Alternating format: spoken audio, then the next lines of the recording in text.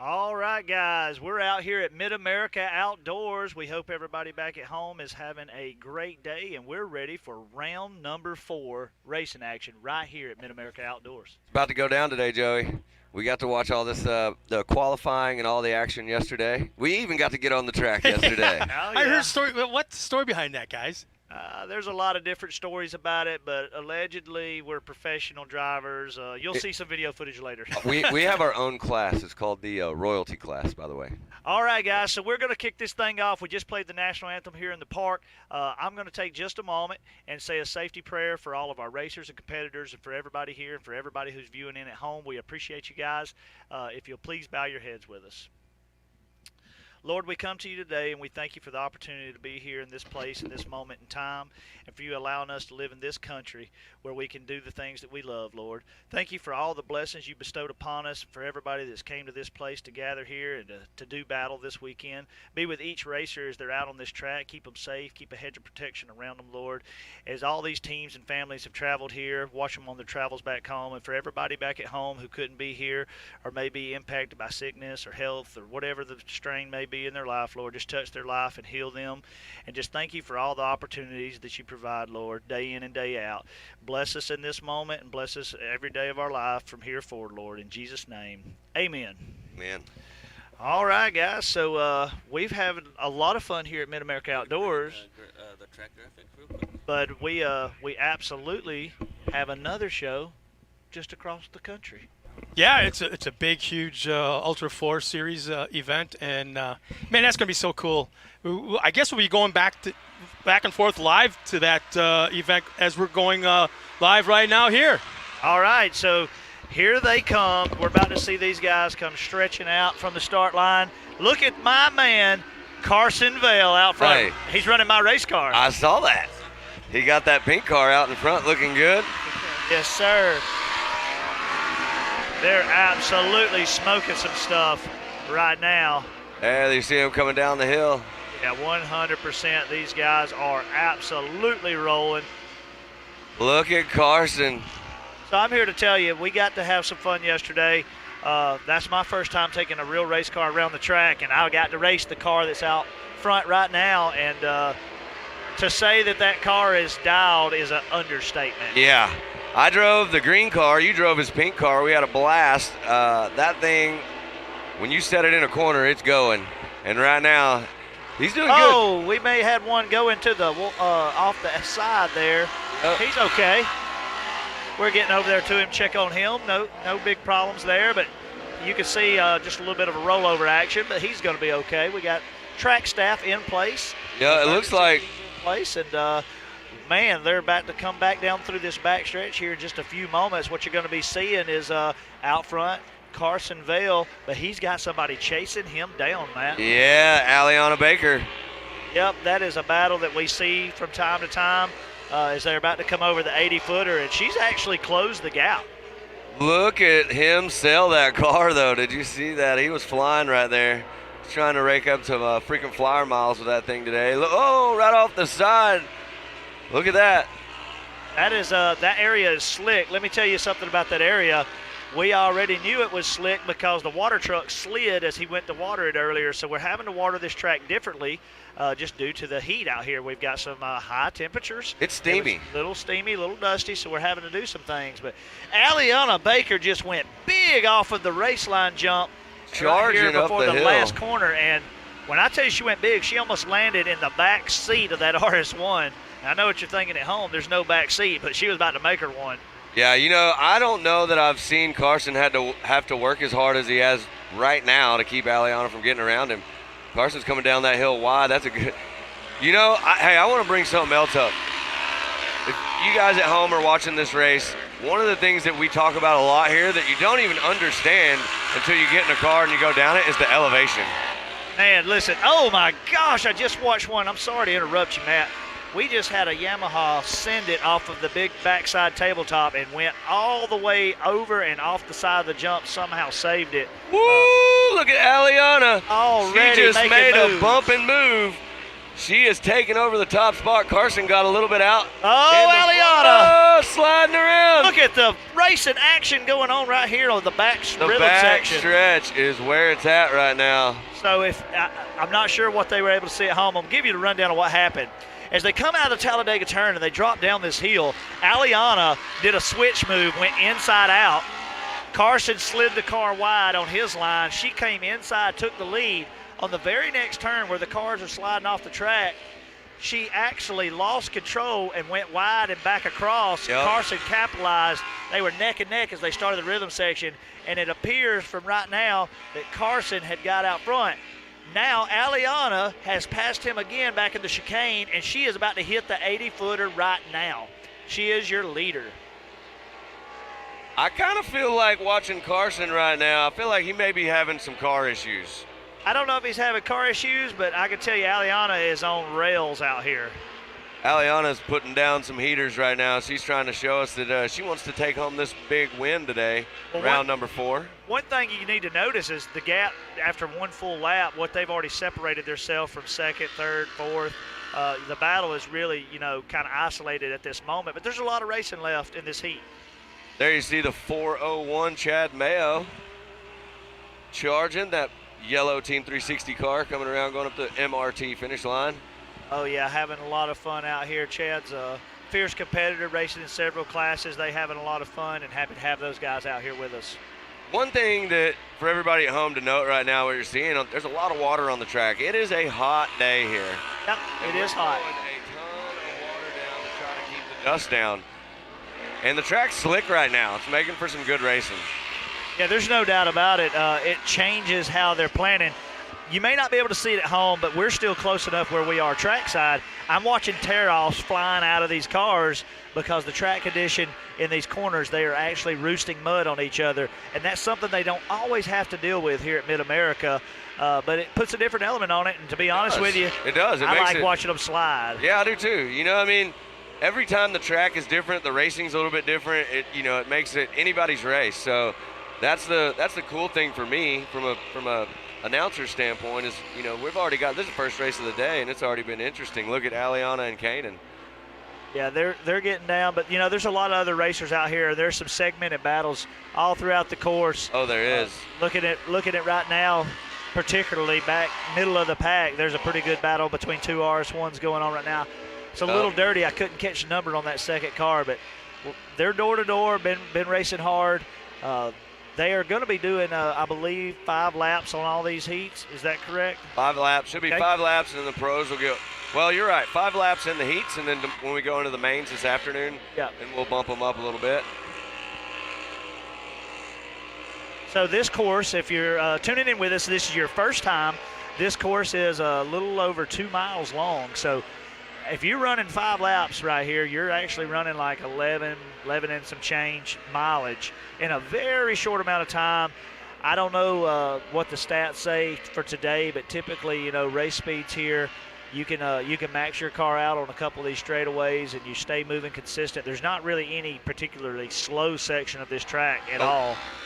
When we were running it yesterday, I was really impressed with the flow of the track and how it all works. And, man, it's just a really exciting time out here. If you're considering coming out here, please get involved. Come out here and enjoy the sport.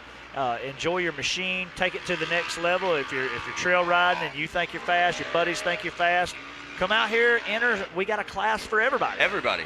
If kids, whatever. We do so much fun stuff out here. It's not just side-by-sides. There's a reason this park is called Mid-America Outdoors and not Mid-America Off-Road. It's a little bit of everything. Yesterday, we got done running the course. Immediately, we blasted up the hill in the side-by-sides and went and did cannonballs in the huge water park here at Mid-America. So that was Had a lot of fun. refreshing and awesome. So having a lot of fun. And so, even if you're not going to race, remember we got Visions coming up. We want to go ahead and start calling that out.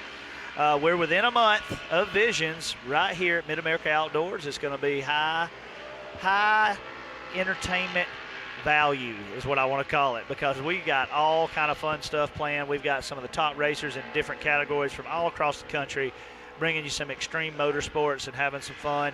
And then, of course, the facilities here, there is nothing that is any comparison. unmatched. Yeah, last night, we even had the rodeo going on. TK Pro Rodeo's here. We're going to be in the final round of that tonight for the Yep. TK Pro Rodeo. This is night number 3 right here on site. We'll be having fun with that at 7 p.m. tonight, so we'll be enjoying that, and we're thankful for TK Pro Rodeo and all that they do. So we're winding down this heat. Look at the stretch. I'm looking now. Aliana has just separated herself from the competition. Yeah, Aliana, she's on a mission. She wants to beat Carson Bell, and she's doing a good job so far. Aliana out front, Carson in second. Looks like Chad MAO in the 3rd position on the track right now.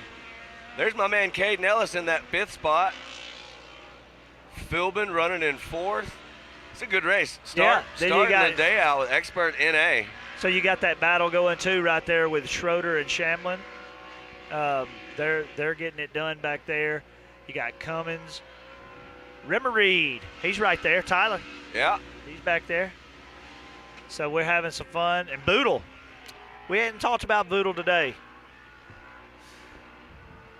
Looks like there's the checkered right there, so that's a big win. Aliana Baker takes Heat 1. Yeah, I mean, a demanding lead. Yeah. I want to call that a demanding lead. She absolutely laid it down. And for you at home, if we have any female fans, Aliana is a female, and she is a fierce competitor. She is a force to be reckoned with, and congratulations on the success right out the gate this morning, literally. Big win, setting the pace for the day right there. Wow, I'm watching them as they're throwing in that corner. Watch him. Bam. They have already created a berm right there as they're coming around some of those last turns as they're dropping in. So when we ran the track, that section right there got me a little messed up in my head. They, from up here where we sit, don't look that big, but those rollers over there are actually 3 and 4 foot drops in between them, and your car is wanting to go sideways as you're trying to stay in that turn, and you're really hooking that car down in there. And if you go too far to the outside, it goes from 3 to 4 foot, maybe to 5. It gets a little bigger. Yep. So that inside line, as you'll watch these competitors, they come around, it is important right there, without a doubt. One of the things that I noticed yesterday about this track too, Joey, and I'm sure you saw it when we were railing around the track, is that a lot of the sections of this track, what makes it so fun is you're carrying so much speed into a blind corner.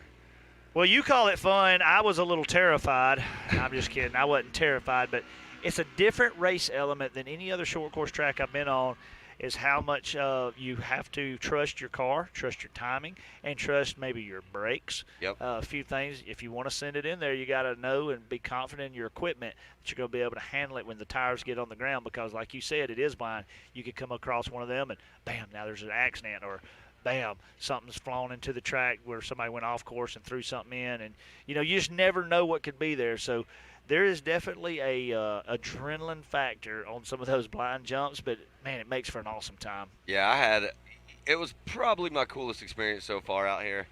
There you see the starting line. We lined up yesterday right there, did our laps, came back and dove in the pool. At some point in time, you guys are going to get a treat with some content we made doing that. It was pretty funny. Yeah, we're excited to show y'all some stuff that we had some fun with yesterday, which we always have a great time at Mid-America. We're about to start another round, but before they do, I just wanted to tell everybody there's also Listen in with the guys in another. Tennessee. Yeah, let's listen in with our team in Tennessee. Let's go. I want to listen in and see what's going on down there, and there's a whole nother feed going if you're not already watching it. Those guys are really getting it done at the Ultra 4 race in South Pittsburgh, Tennessee at Adventure Off-Road Park.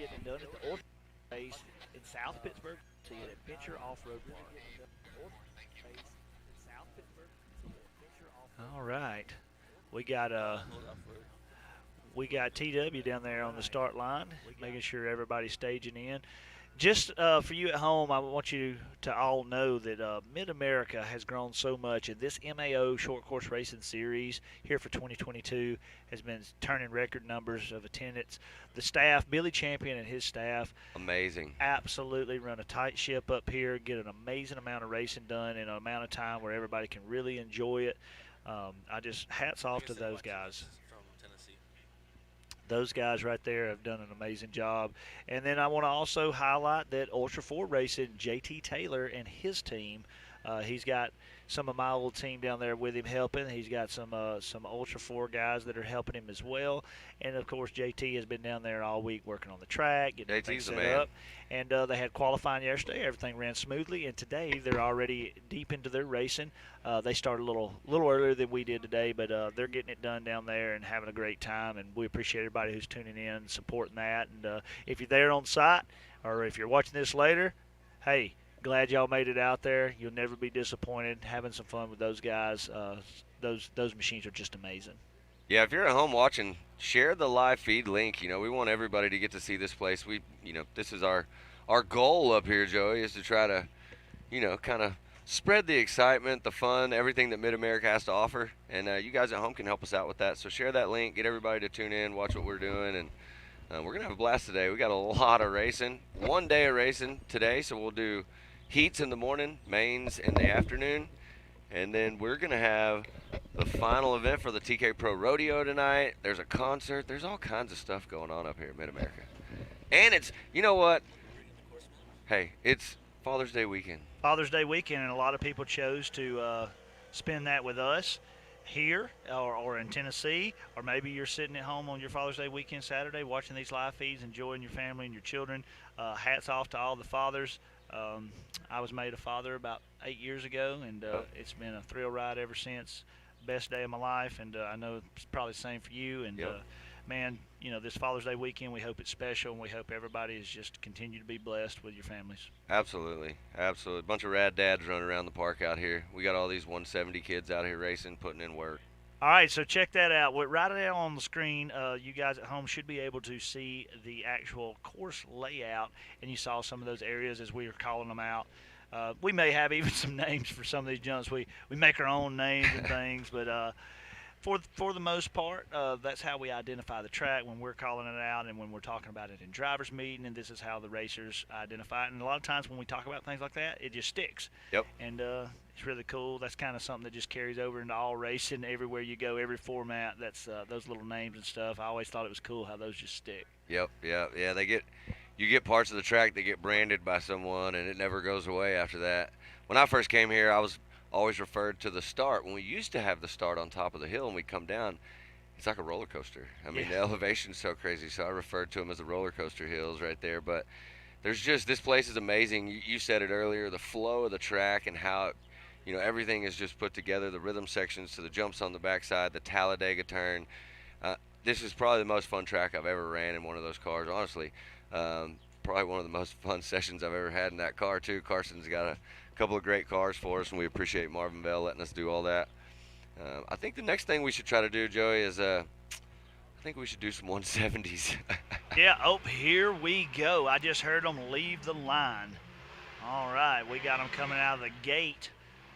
Amateur turbo, it looks like, right now on the track. Yeah, these guys right here, this is always a good battle. I love watching this class. Like we've talked about in the past, some of these guys are running this class, but that's just because they don't have any racing experience, but maybe they've been riding their whole life, so still a super fast and capable class. Yeah, there's nobody that comes out here to the park that we would ever look at in the form of saying slower than someone else. They're just different classes, and like we said earlier, we have a class for everybody. Yeah, we made our own class yesterday. Yeah, the royalty class. Royalty class. There was 2 in the class. 2. Yeah, I finished second. I got on the podium. Max will ever have is 3. That way we're always on the podium. Oh, I'm not going to enter the race unless I'm confident for sure. There's no chance I'm not going to be on the podium. Or, Joey, we just change the podium times and only you and I show up. There you go. All right, so we got a good shot of them as they are going down all the back stretches in the rhythm section, and they're about to drop in. So this is the trickiest, in my opinion. The section is the trickiest part of the course that everybody's in right now. And what it does is it switches back, and the tightest turn is right there, but you don't really slow down. You don't. There was, yesterday when we were out there running the track, what I noticed in that section that we were just showing was it's kind of deceiving, right? You can carry so much more speed, but once you figure out where that line goes through there and how tight it is and how to run it.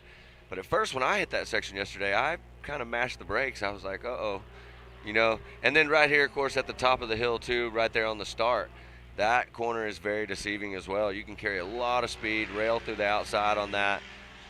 we've always looked at it and kind of wondered how many lines there were up there on top of the hill, but after running it yesterday, we can definitely see. Yeah, there's two for sure, Yep. and there might even be what you may call a middle line. There's Right. an inside and an outside, but you might could split the difference, but I don't think you want to be 3 wide in that No, situation. no. There you see him coming around in front of the spectator area right there. Side-by-side battles. Yeah, they're getting after it now. If you're at home watching and you saw, oh, they started then started again, what that is this is a heat system that allows waves to leave.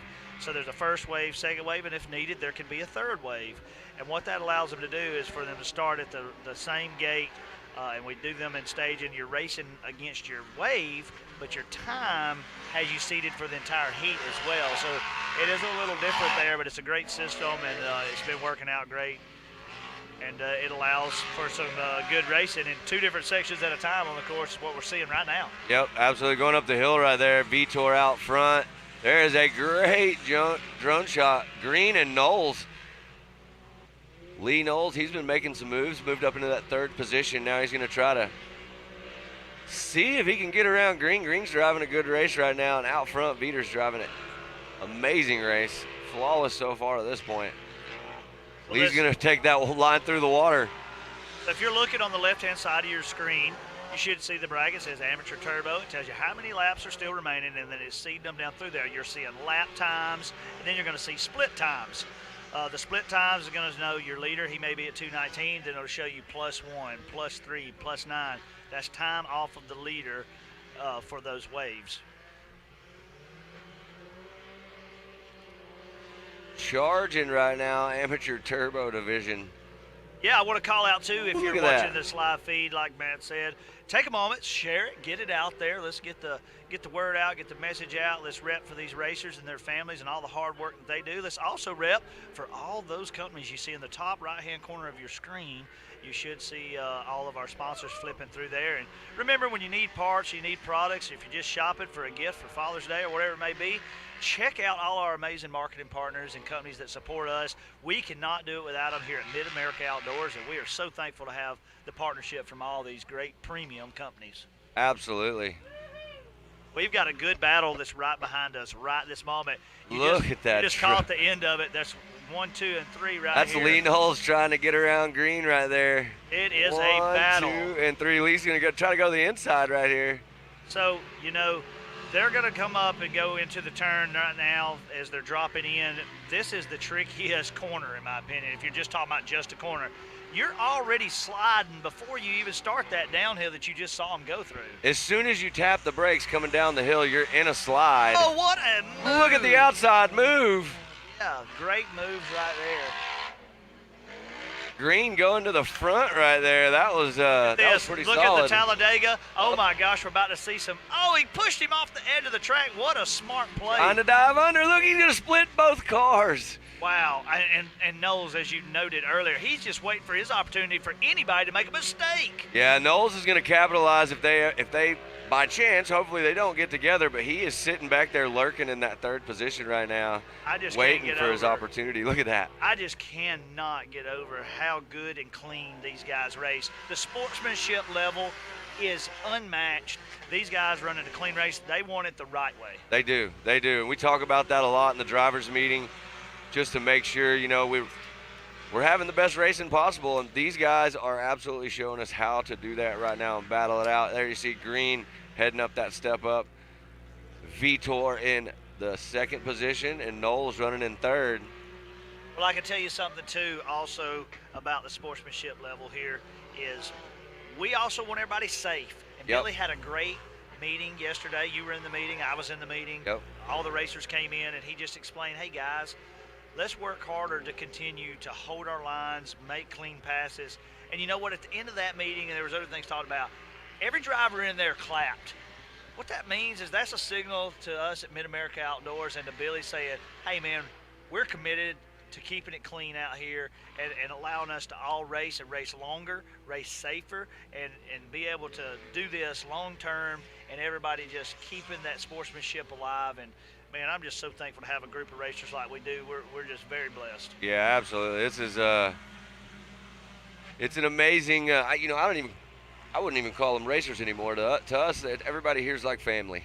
You know, I've been calling it the off-road family. My background with pro rock racing, we did hill climbs and we did endurance racing, and we actually did short course racing. When I first opened Pro UTV, that's what we did, was short course racing. And was it anything like what you see today? Of course not.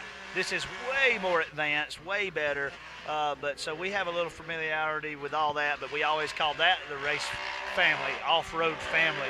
Now it's here, and I found out there's a whole bunch of other families doing the same thing. So now we've just combined everything between a bunch of different companies, and man, I'm here to tell you, the family has grown. We need a reunion. We need a reunion. It's going to be Visions. Yep, Visions is going to be that reunion. If you haven't already looked into Visions, you definitely need to get on that, because there is, man, tons of things going on for Visions.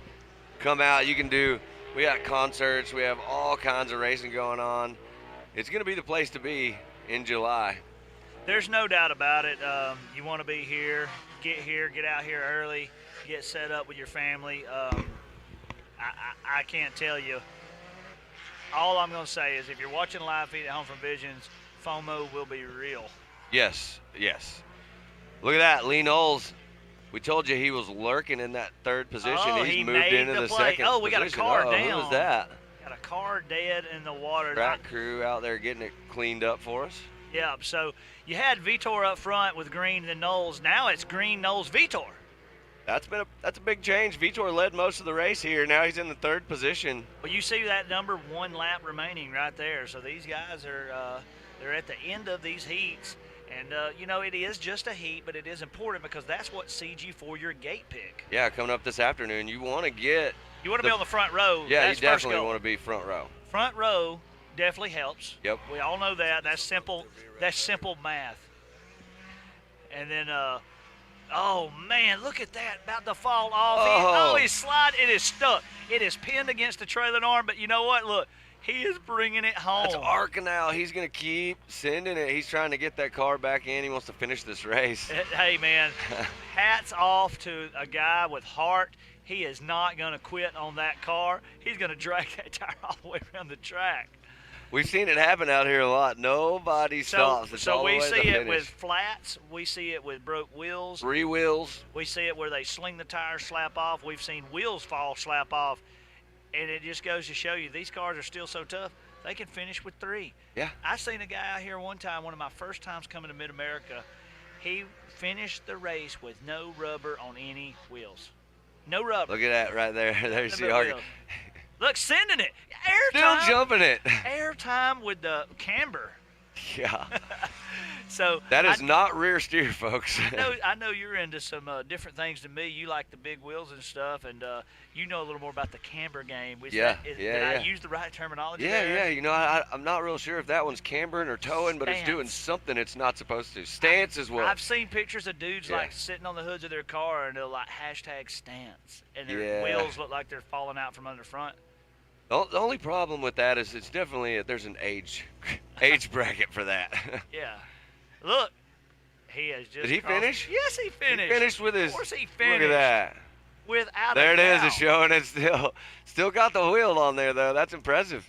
Oh yeah. Way to get it done. So we just rounded out that heat. Look at that right there. We got the recovery team hauling one in. That's the 447 of Stewart. That's unfortunate out there running a lot of laps, but car went down, but doing a great job. Thank you to our recovery team, our track team, and Gus Fisher. He has been out there trying to do 2 races. He prepped Mid-America, him and his team, and then they drove to Tennessee and prepped a second site. So hats off to those guys. I don't know if Gus and his team's listening, but if y'all could hear us all the way over there in Tennessee, we appreciate you and everything you do and all the hard work here in-house and on the road. Absolutely. I just got a message from Pam. They're watching us right now. Oh, Pam. She's been down there having some fun. We tuned in. You know, we started out down there. Promo video for Visions with And the on captain. Thursday night, the group of guys does a call, and it's called Rock Sports Insiders on Facebook, and they do this group, and we get in there and we talk, and I would listen in on that as Miles and Pam and Brad and Tripp, and then of course the host of that show were on there and talking about the event and talking about upcoming things. They covered some stuff on Visions. And then yesterday, they all set up again, more pre-running in the morning, qualifying in the afternoon, finished that thing out. Everything went smooth. Everybody had a good race day. And this morning they woke up and started doing battle. And I watched some of the live feed before me and you started. What was cool is we were able to sit in the production trailer and we were watching Pam, and now Yes. Pam's watching Yeah, us. now watching us switch it around. But I believe we've been talking a lot about Visions, and I believe we have a really, really cool video that we're ready to show you guys at home. Get you Yeah. all hyped up for Visions. Yeah, let's see it. If they're ready to roll it, we got a few minutes while these kids get out here and get started.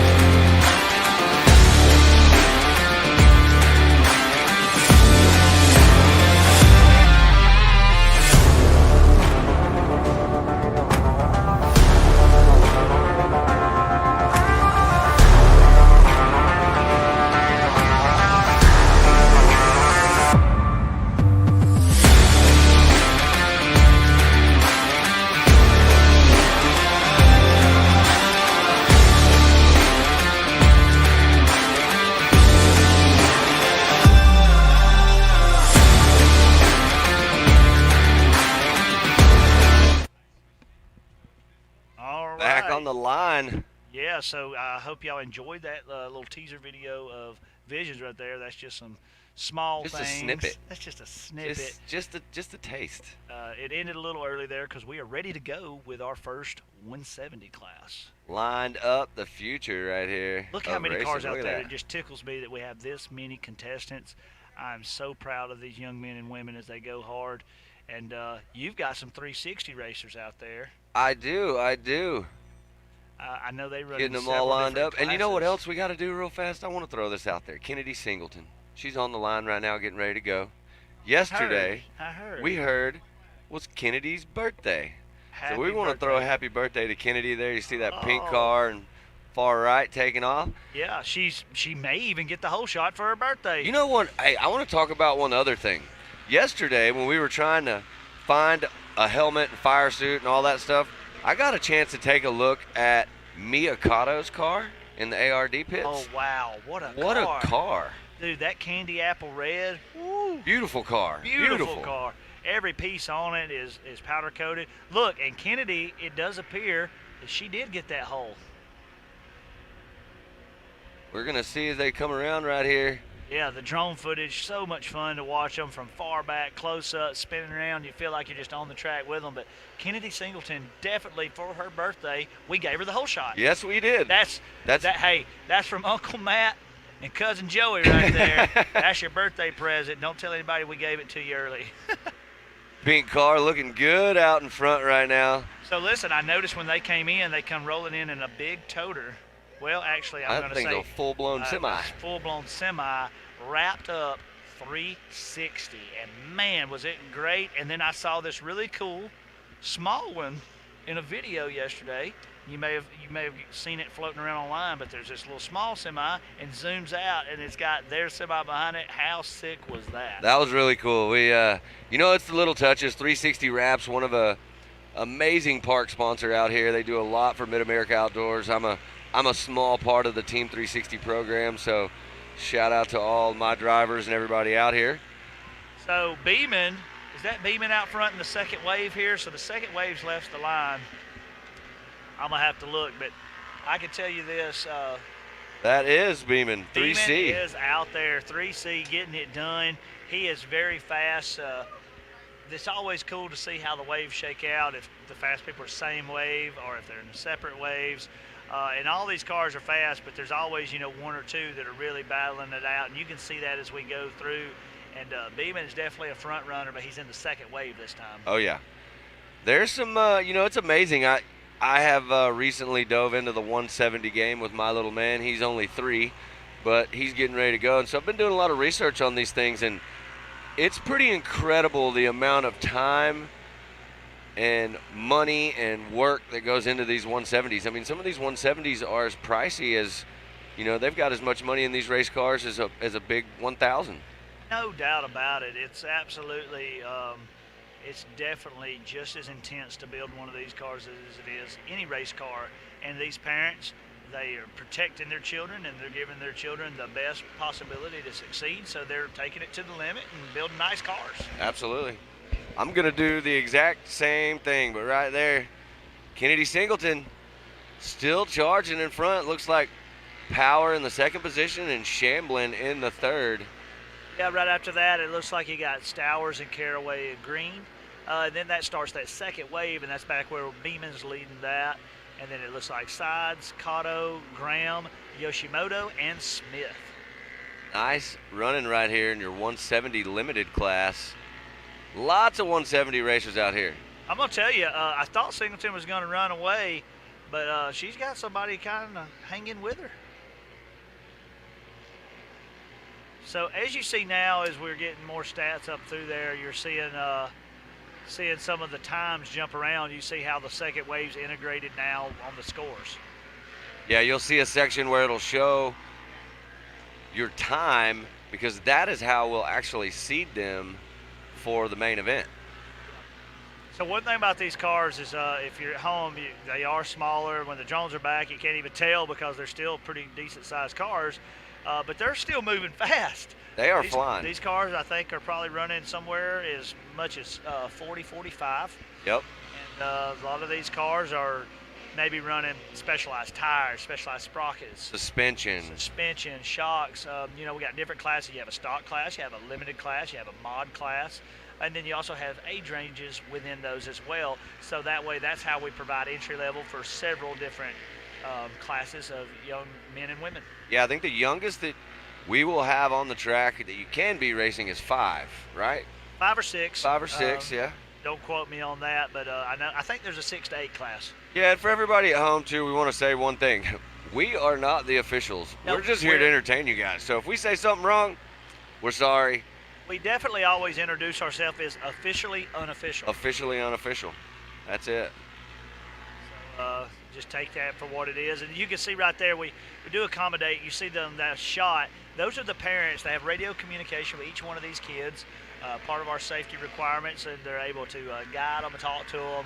Hey, if there's an accident, if there's a caution, Billy's able to get in everybody's ear and come over the radio letting everybody know, hey, you got to slow it down, or hey, we're stopping the race, or whatever it may be.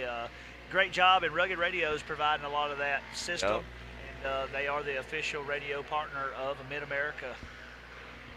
Tons of great partners out here. You can see them scrolling on the top right of your screen. Evo, Evolution Power Sports right there. They are one of the best in the game. You see these brands slide across the screen. Go ahead and give them a follow. Support those brands. There's 360 Wraps. Oh, yeah. Kennedy Singleton still out in front. Boy, I just love to see her take it for her birthday weekend. No doubt. And for her father, for Father's Day weekend, he's out here. They have several kids that race on their team. And what a great family, what a great program. And I just want to say thank you to you for your support with that program, too. It's awesome to be a small part of something like that. There's so many people out here that are working so hard to just be here, to have, their equipment dialed. And man, my little bitty piece of this is just trying to help them look good while they're out there doing it. So. Well, they doggone do look good. I can tell you that. And, man, you got to make a post later. I want everybody to see that truck you wrapped. Oh, yeah. We'll put it out there for sure. This weekend, it's hard. I don't get to do a lot of social media when me and you are out here because we stay pretty busy.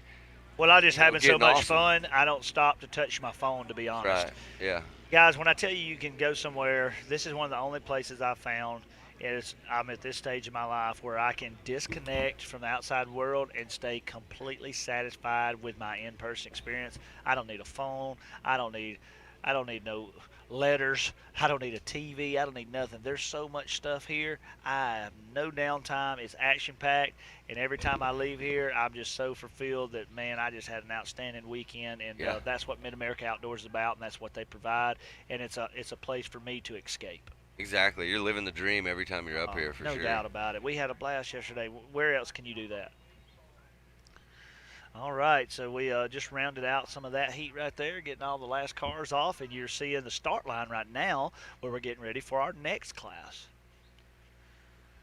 So this program with kids has grown to the point where 170s as a collective whole, the entire 170s, is basically our biggest class. Really? Yeah. It is. Yeah, it's our biggest class. Tons of them. We got Easily our most competitive class. all the rat dads.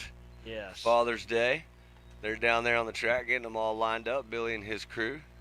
Yeah, we need to check in with our teams at AOP. If you're just tuning in, we're telling you that there is another race going on today that's part of the Mid-America Outdoors family, and that is Ultra 4 Racing. They are at Adventure Off-Road Park, South Pittsburgh, Tennessee, really close to my house. I got confused and came to the wrong place. I accidentally drove 12 hours here instead of 1 hour to that one. No, I'm just kidding. I was supposed to be up here, but Tripp and Aaron and Matt are down there assisting JT Taylor and the rest of the Ultra 4 crew that he has brought in. And then, of course, Gus and them, we talked about that earlier. They prepped this area and then got in the trucks, hauled down there, set up another site. So hats off to all the hard work there. And, man, we're just growing. The whole team, the system, the flow, everything's going well. But we couldn't do it without the support of all you guys, the fans, the riders, the enthusiasts, and then, of course, the absolutely awesome group of companies that support us. I mean, you've got premium companies in every category like Ultimax, Raceline Wheels, Rugged Radios, Rigid. I mean, we have some of the top brands, Team 360. I mean, it's just absolutely sick. Yeah, it's an amazing place. I mean, the best support possible. TMX, you see them up there. Everybody brings another element to the park, and that's what's cool is like having just this, the park is so diverse with everything you can do here, and so is the sponsors. If you come out here to the park and you go into the pro shop up front and you just walk through that place, I mean, there's so many things that they carry here on site, from these brands that are park sponsors. So if you break out here, you can almost go up to the pro shop and buy just about any part you need. And if you can't buy the part, guess what you can do? You can go rent a machine. That's right. Just get you another machine and keep on Yep. going. Joey over here riding around on a Polaris this weekend. He rented up at the front. We had some wheels. Yeah. It was going to be weird if me and you had to ride two up on a pit bike everywhere we went this weekend. But you know what? We would have done it with a smile on our face because, hey, you're not having a bad time You aren't. anytime here at Mid-America. No, this place is the place to be. Look at that. That's a pretty cool shot right there. This is your next race getting ready to go. We Look have at a that. special guest in the production trailer. Yeah. I'm sitting there looking. Looks like a pretty cool dude. Oh, they left the line. All right. Who is it going to be? It's going to be the first wave. That looks like Code St. Peter. Code St. None Peter. other. Never heard of him. No, never. No, he is Is Newcomer. this his first race? First race. First race? Code St. Psych, Peter. we're just kidding. This kid's on a winning streak right now. I think he's going on like 2 years or something of not losing a race. So he actually has the Benjamin Button disease. He was actually born as an old man. So he was born as an old man, and he's aging in reverse. So the reason he's so fast and so good is he's actually 78 years old. And he's 78 years old, and now he's at the stage of his life since he's in reverse. He's a kid. He's got a few more years until he'll regress back to a baby. And then, you've seen the movie, but that's why his skill level is that better than adults, is because he's actually an adult, and nobody knows that. So that's just a little inside information that I got from the St. Peter crew. So that explains why I saw the St. Peter rig. It was, kind of all over the road coming down here. Code's driving the toter and the stacker. He can't see over the wheel anymore. They got some old yellow books stacked in the seat, and they got some wood strapped to his feet so he can reach the clutch. And, Mom and Tom are in the back of the rig just hanging out watching some TV. Oh, yeah. Yeah. Yeah. Code charging. Beautiful car, that orange machine out in front right there. I see. It looks like another Singleton car out there. Is that correct? That is. We got a lot of heavy hitters out there. That's Blaine Singleton. Oh, yeah, he's out there having some fun. Ledbetter's out there. Tanner Thompson. I think Tanner is actually leading the second wave right now. So Tanner Thompson is a ambassador here at Mid-America and a fantastic sportsmanship with a bright future. Absolutely. Tanner and his family are amazing. His dad, I get to talk to him quite a bit. They put a lot into that racing program, and Tanner is a great sportsman, a great driver. He's out there getting it done right now. Without a doubt, and their program is serious. You know, right before me and you was walking over here, they just pulled off. They hit practice, cleaned the car again, wiping things down, pulling it with the four-wheeler, pushing it back in the spot. Don't run it more than you have to. Save every ounce of fuel. Save every little last thing to the last minute, and getting everything perfect. And you know, every 170 team is different. You know, you got people out here just letting their kids get a taste and a try. Have some and then fun. you got people that go to the level of Tanner and Code. Yep. And they're literally maxing out these programs. And, man, it's just amazing to watch. Yeah, Code's got a bright future in front of him. I'm sure if he follows anything like his dad, Tom St. Peter, Well, Code will be off-road racing trucks like his dad soon. Tom just got a new truck built. He's getting ready for Baja. Yeah, but let's be for real. Every kid out here has a bright future because when you start at this age, man, there's so much learning.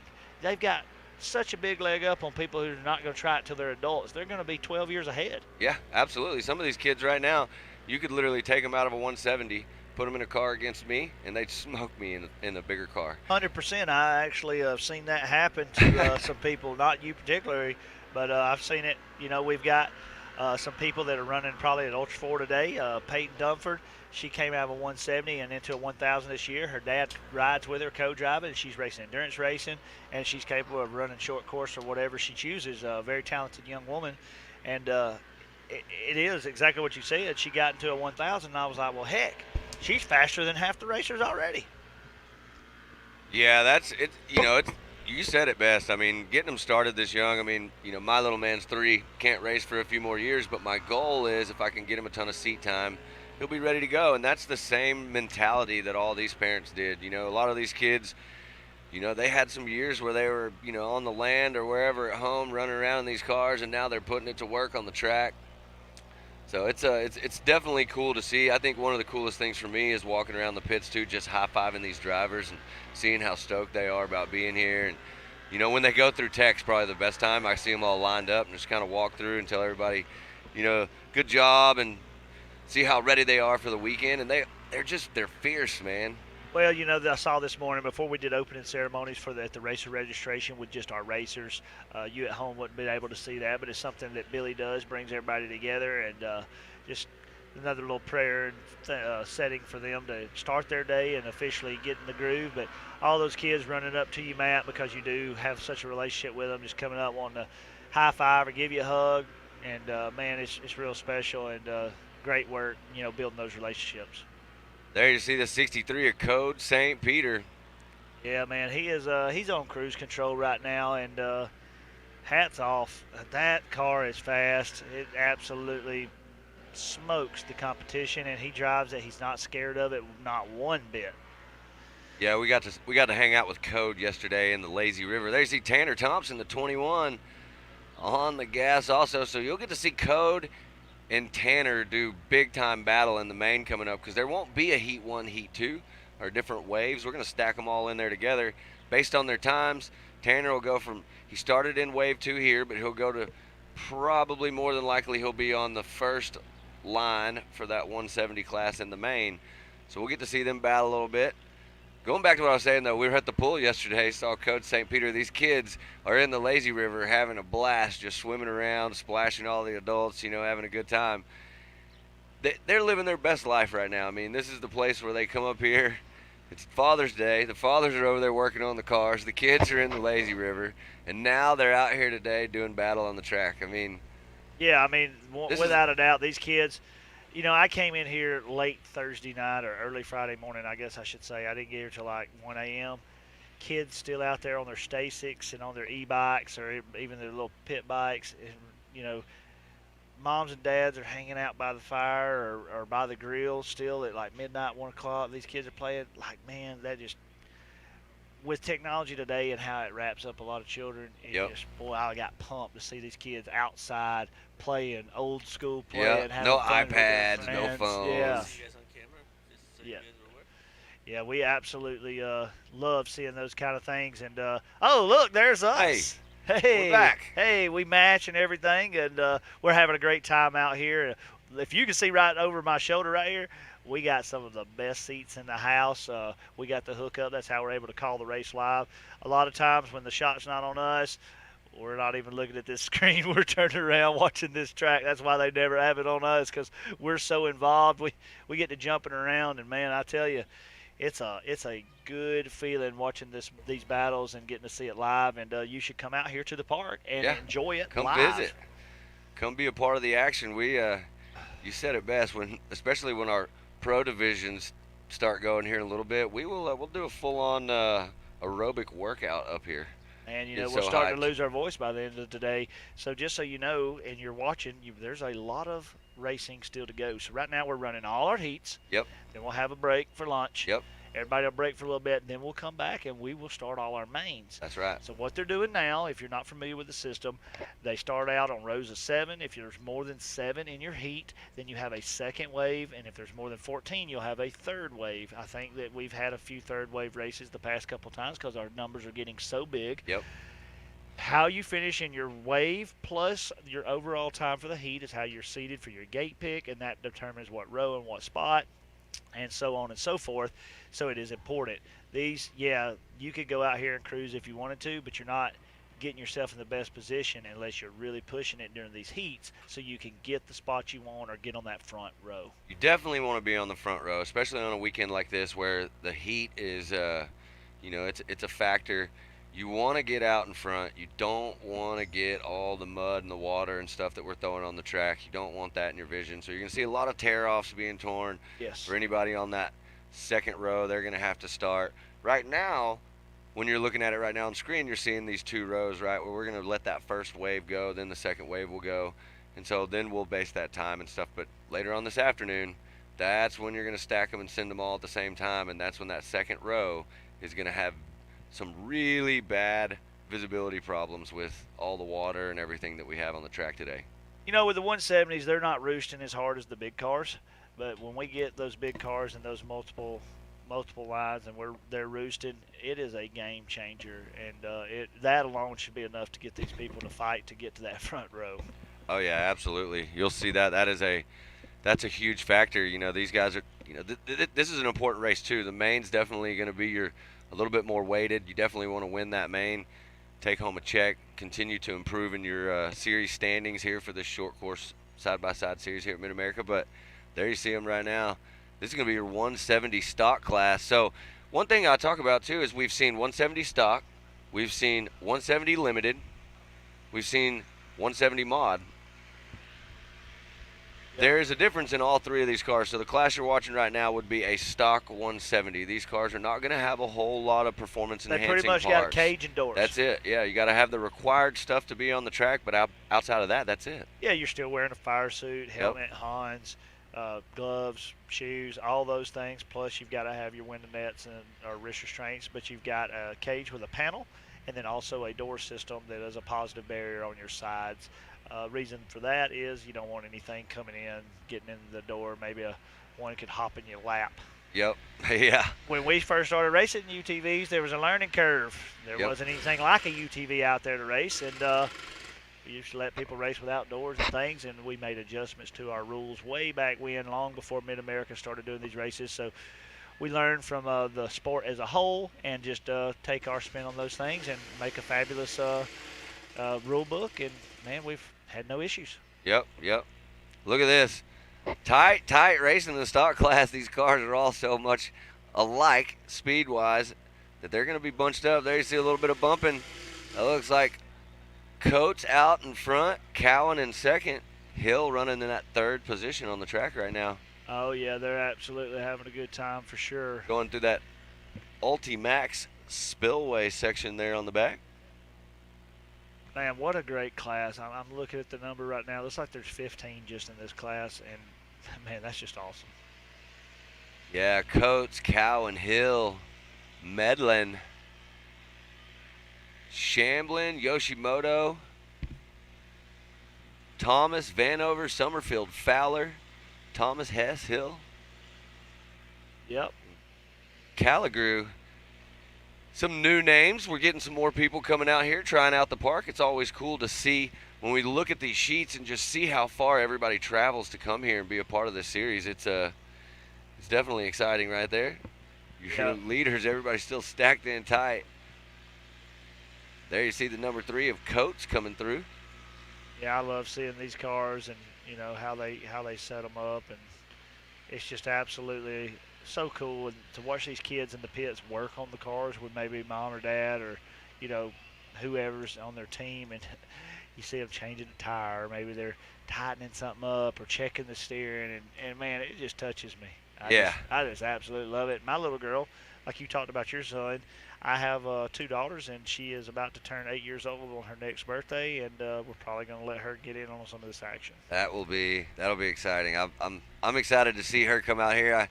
We got to hang out in the lazy river, and you got some really awesome little girls, and so it's super cool to bring the family out here and have a good time. Father's Day, typically me and you come up here, and we don't get that opportunity. We're so busy, and right. So it's great now that weather's cool. It's nice. They can go get in the pool and hang out. They're entertained while me and you are working. It's such a great place for all this stuff. So right now, couple laps left, 170 stock. Coates still leading the charge. Cowan in second, Hill in third.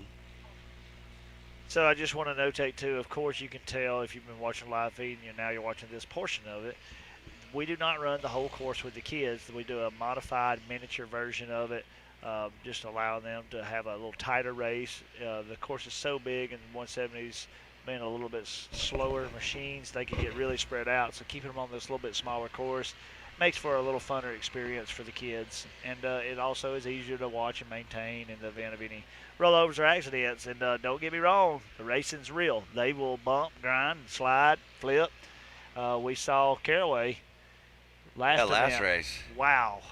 He three rollovers, I believe, in one race. The last one got him a little good, bumped his head. Dad had a little scare, but he was back out here that afternoon ready to go, and he's back out here this weekend ready to race. Yep. I asked him, I said, you worried about anything? You good? He said, I'm good. I'm ready to race. I mean, he's already moved past Bounce back. Forget about that. Yep. I did hear there was damage to his car, though. They had to do some pretty extensive repairs.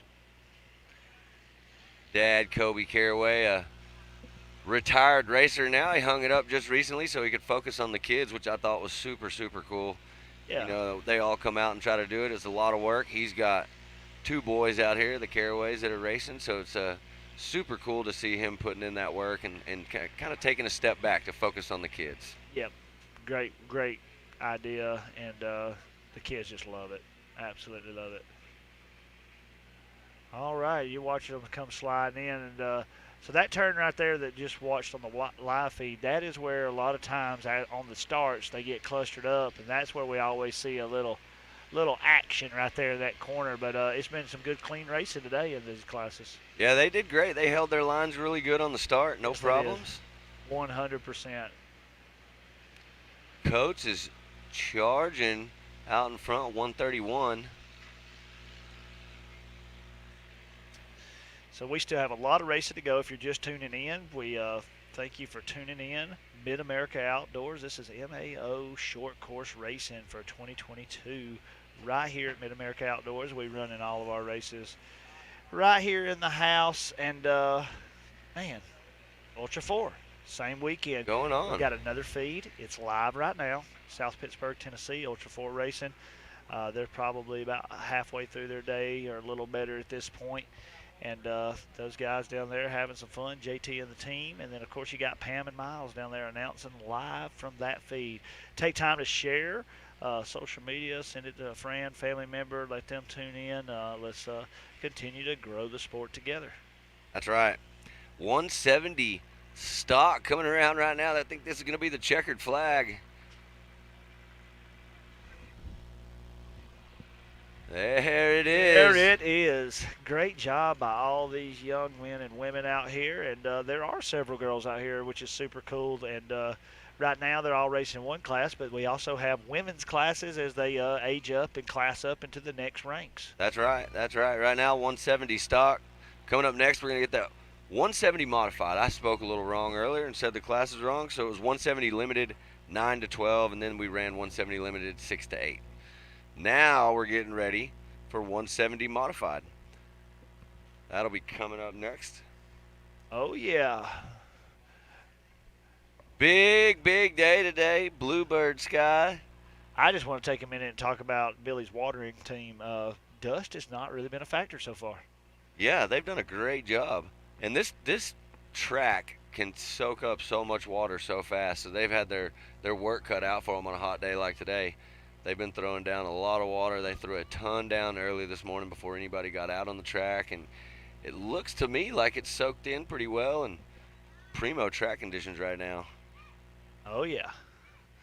So they pull the kids right here at the start. If you're watching, you're wondering, why don't they start in the same place? I'm going to tell you why. The way that they are and them being younger and the learning curve of how to leave the line, we give them a little more space and control that a little more. But it still allows for a similar start and a very good racing. It's just maybe we had an opportunity to make it a little safer, a little easier right off start by pulling them to the end of those concrete barriers and not having to worry about it. And good move. It's been working out great. Yep, for sure. There you see TW with the flag in his hand. He's our starting line official right there. Yes, those guys working tirelessly out there.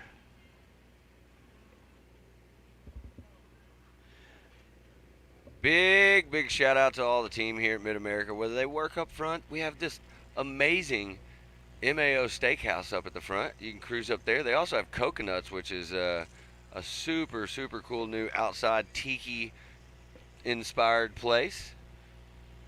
Joe, Don't talk about coconuts, bro. Coconuts is off limits right now. Oh man, coconuts can get nuts sometimes. We had some fun in here after the rodeo. Had some rodeo cowboys come up and hang out and check out some different parts of the park. Yep.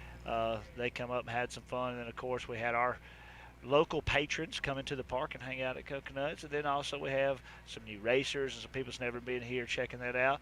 And you at home, if you hadn't been up here recently, you've not been able to experience the atmosphere, the setting that they created right there. And man, I'm telling you, it's just a really cool hangout. And tonight we made a decision to move the band to Coconuts, so we're going to be having fun with the band right there at Coconuts. I like it. It's going to be a good time. Tons of stuff to do out here. If you haven't been here, you're definitely missing out. So if you're at home watching this and you're like, watch some of our TikToks or Yes. some of our reels and videos. You'll see some footage.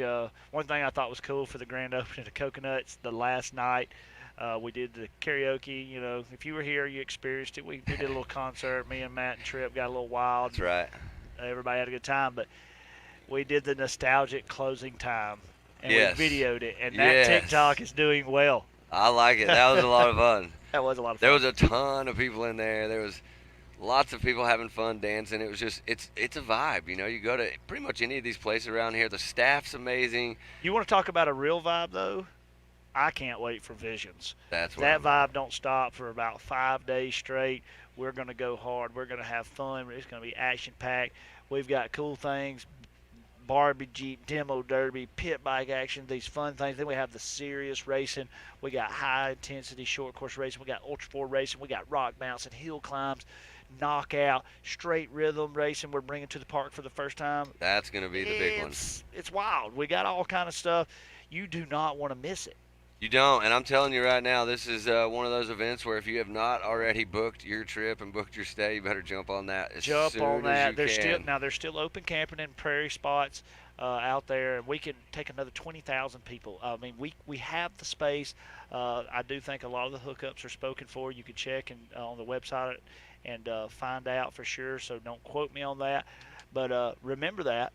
So for other events and for next year, go ahead and plan in advance. We're going to do a similar date and things. We'll release that as soon as this event's over. We'll go ahead and start scheduling for next year. And still a lot of other racing this year. All right, I'm going to be quiet because what do we got leaving the line? 170 mod. taking off right now. Who's somebody charging out in front right there? So we've got two waves here, 12 races, 6 racers each. So it looks like in this class we got Lutz, Flores. What's that next? Buzecki, Sipes, Green, and I believe Green is leading the charge right there in that blue 75 car. Now you got to remember, Tanner Thompson runs his car in this class also. Yep, Tanner does, and you got Code St. Peter. Yep. So this is the tough class too. There's Kennedy Singleton. You got Graham and Coates and Smith also. Yeah, this is going to be 170 mod. These cars are full mod 170s too. Every inch of what the rule book will allow them to do. These are going to be the fastest 170s on the track today. Without a doubt. And, in prior races, we've kind of watched Tanner and Coach's car walk out on the others, but the racing is still tight right now. Yeah, and I believe we're going to see, one of the cool things is you'll see them in different waves. So there you see Code St. Peter is leading the charge in that second heat. But look who is out second in that wave. Team Kennedy. 360. Kennedy looking good. The birthday girl. Yep, happy birthday. Code's cars are so legit, so fast, so well built, designed. Oh no, Kennedy went wide. Oh, Oh looks man. like Kennedy had may have something going on with the cars, pulled off the track back there. So unfortunate, but great driving by that young man who just went around her. What car number is that right there? The white with the green cage. Couldn't see who that is. Couldn't catch a car number, but great driving and awareness by that young man or woman. Looks like Flores maybe. So we're identifying some of them pulling out. So I want to take note after 1 or 2 laps. Code has now began the stretching process of stretching himself from the pack. Yeah, Code is about to let that orange car eat. He wants to be in the front. Even if he starts on the second wave, he's going to try to get to the front. He wants to be leading the pack. Yeah, without a doubt. And that's always like when I go to vacation, maybe Panama City Beach, or I'm going to Galveston or something, and we're riding go-karts. Hey, man, I want to start in the back, and I want to try to pass everybody. Everybody. And that's how Code races, and I can relate to that because at his age, that was my only thing was I want to start in the back, and I want to pass everybody. Don't matter what the goal is or the task at hand. It's more fun that way. I want to get around everybody. Yeah. And me as a racer, I always race better from the back. Absolutely. I will race a cleaner, harder, better race. I do not do well setting my own race pace. I normally will crash out. Yeah. It's fun to pick your lines, to pick through the field, to do all that. You know, it's like yesterday when we were out there driving the cars. It's always fun when you're battling. Oh, know? yeah. Way more fun racing for the battle. Yeah, and you led most of that race. I think I ended up with the win. And yeah, you cut the track. Don't lie. Allegedly. Wait till you see the video. Oh, okay. So you pulled video. I didn't know it was that serious. Oh man. So Code St. Peter already into that lap traffic we was talking about. He just aired out that tabletop. And I want to throw this out there. I'm looking at these lap times. You can see them on your screen. Code St. Peter with a 108. Sides in the second position with a 117. So what we're telling you is every lap he's 10 seconds faster. So after 4 or 5 laps, he's a minute faster than everybody, which means he's pretty much lapped everything out there. In the field. Yeah. But let's talk about some of these other racers. What's some improvement we've been able to watch in these young racers? You know, you've got some of these guys that are having this success, but we're also watching some of these people, and the Singletons will be a great example, really figuring things out. Yeah, absolutely. You know, there's a ton of really, really fast kids in these 170 classes. Oh, but every one of them out here, you can't count them out. No, none. And, you know, we're getting to see it right now in these mod drivers. You know, St. Peter, Sides, Green, Lutz, Buzecki, Flores, Jones, Graham, Coates, Smith, Thompson, and Singleton. I mean, Don't look like Thompson came out. Tons of talent right there. Thompson may not have come out on that one, and Kennedy didn't finish her first lap, but I didn't even see Thompson. So it looks like we've got 1 lap remaining. I thought I saw him throw it, holding that white flag in his hand at the start-finish, at the MRT start-finish. I believe you are right. All right, so Code's coming around, let's see what happens right here. Yeah. Checkered flag went out. Pulling off to the side. Headed up the hill. Yeah, later today Take a we'll drive be for doing Code. some interviews and stuff as we got Scott Rain. You saw him start the morning with us if you've Yep. been on the live feed since the beginning. He's going to be doing some interviews right off the track, and we're happy to have Scott here with us. He went through some battles to get here. He did. That couple of canceled flights and then a long, I believe, 15-hour drive from Houston to get up here. So brutal for him. That is brutal. I've drove from my house to Houston, and that's a haul. And I drove from my house to El Paso, and that's a real haul. Yes, it is. I live in Georgia. One of the hardest things is just how long it takes you to get out of Texas. You hit Texas, you're like, well, I'm going to be here for the next 14 to 16 hours. Yeah, exactly. So, we go to KOH with Ultra 4 racing every year, and we either participate or we're out there to support teams or something. Now we're Ultra 4 ourselves. And that's a long haul, and we have a lot of fun going out there with King of the Hammers, and that was when I learned how to cross Texas properly. Yeah. Yeah. You get on 20 and you don't You need turn. a lot of beef jerky. Get on 20 and don't turn, and when it says last gas, listen. That's last. That's the last gas. It says last for an actual reason. It's not a if you want to grab some gas, we're one of the last. It's no, this is it. Yeah. After this, you're in the middle of You're not nowhere. going to drive a square body Chevrolet carbureted model 87 and older past that last exit and make it to anywhere. So, you can't even take certain cars down That's the right. I-20 at that point. Well, Joey, I believe they got us keyed up. We're going to take a short break, go to commercial. Let's do it. Ready for any challenge. Maxxis tires can handle even the most punishing off-road conditions.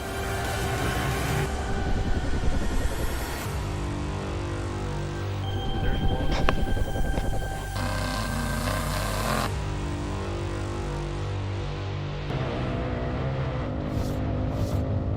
Maxxis tires. Tread victoriously.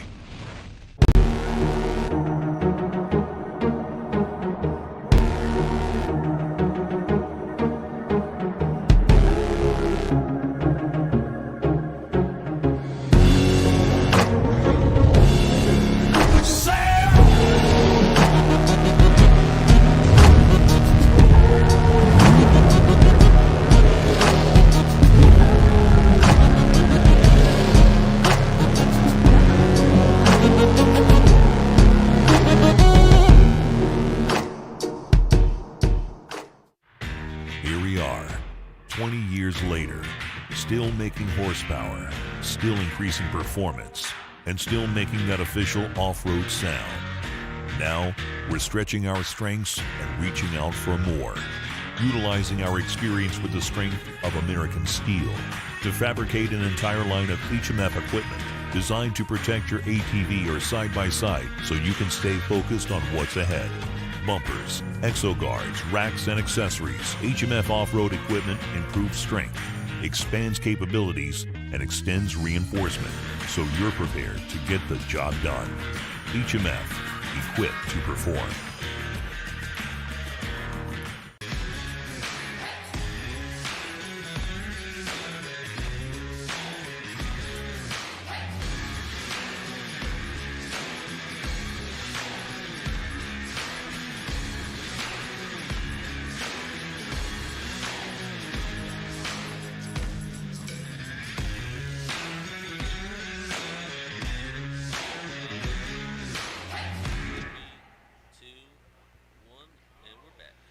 Oh, yeah, we're back in the house.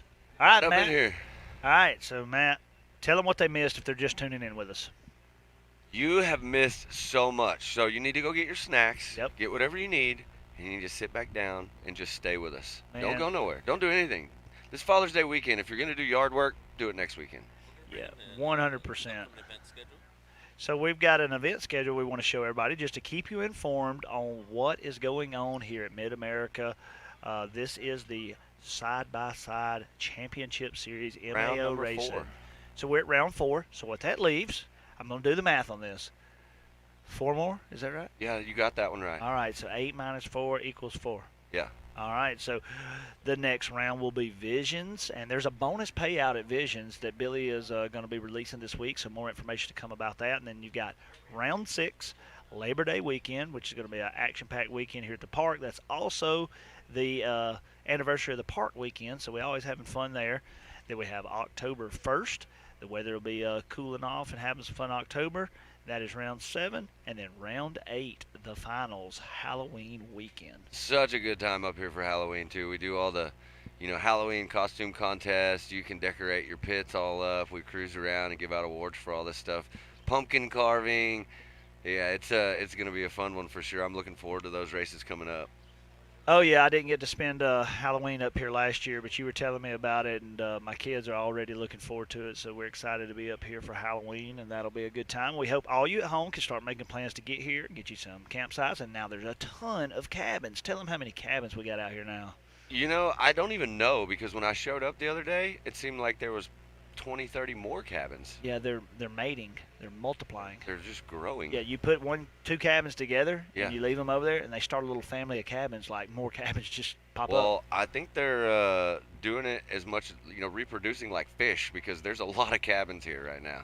Oh yeah, there's a lot of cabins, and there's a lot of great campsites now. They have worked so hard here in the park to put in all these hookups, and each site has dump stations, water and power, 50 and 30 options, and man, you can't go wrong. Even if you're not here for the race or whatever, it's just a good campground, and in this area, I think it's the strongest one. Hey, I got an idea. I know what it is.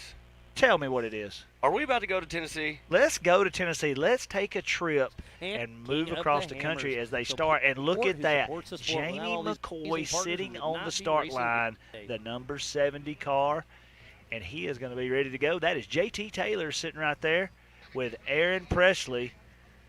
Aaron thinks he's running things. He's telling people to stop, whatever. We're not real sure if anybody's actually listening to Aaron, but we let him stand up there and make hand signals, and you know what? It makes him feel good. And on the pole position, Jamie McCoy with Jeremy Dixon riding shotgun out of they're sending Kingsport. them off. So as you see what they do at Ultra 4, they got a staggered start.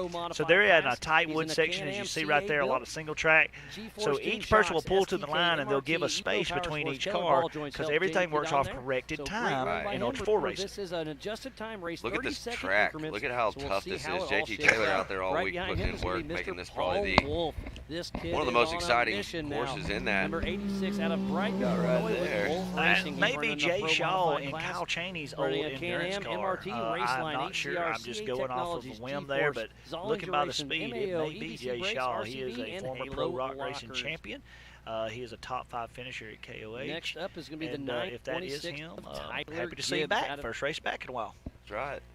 There's our buddy Brad. Oh, yeah. We got Brad and Ginger Kitty right there hanging out. We got names for all of our people, and everybody working hard down there in Tennessee.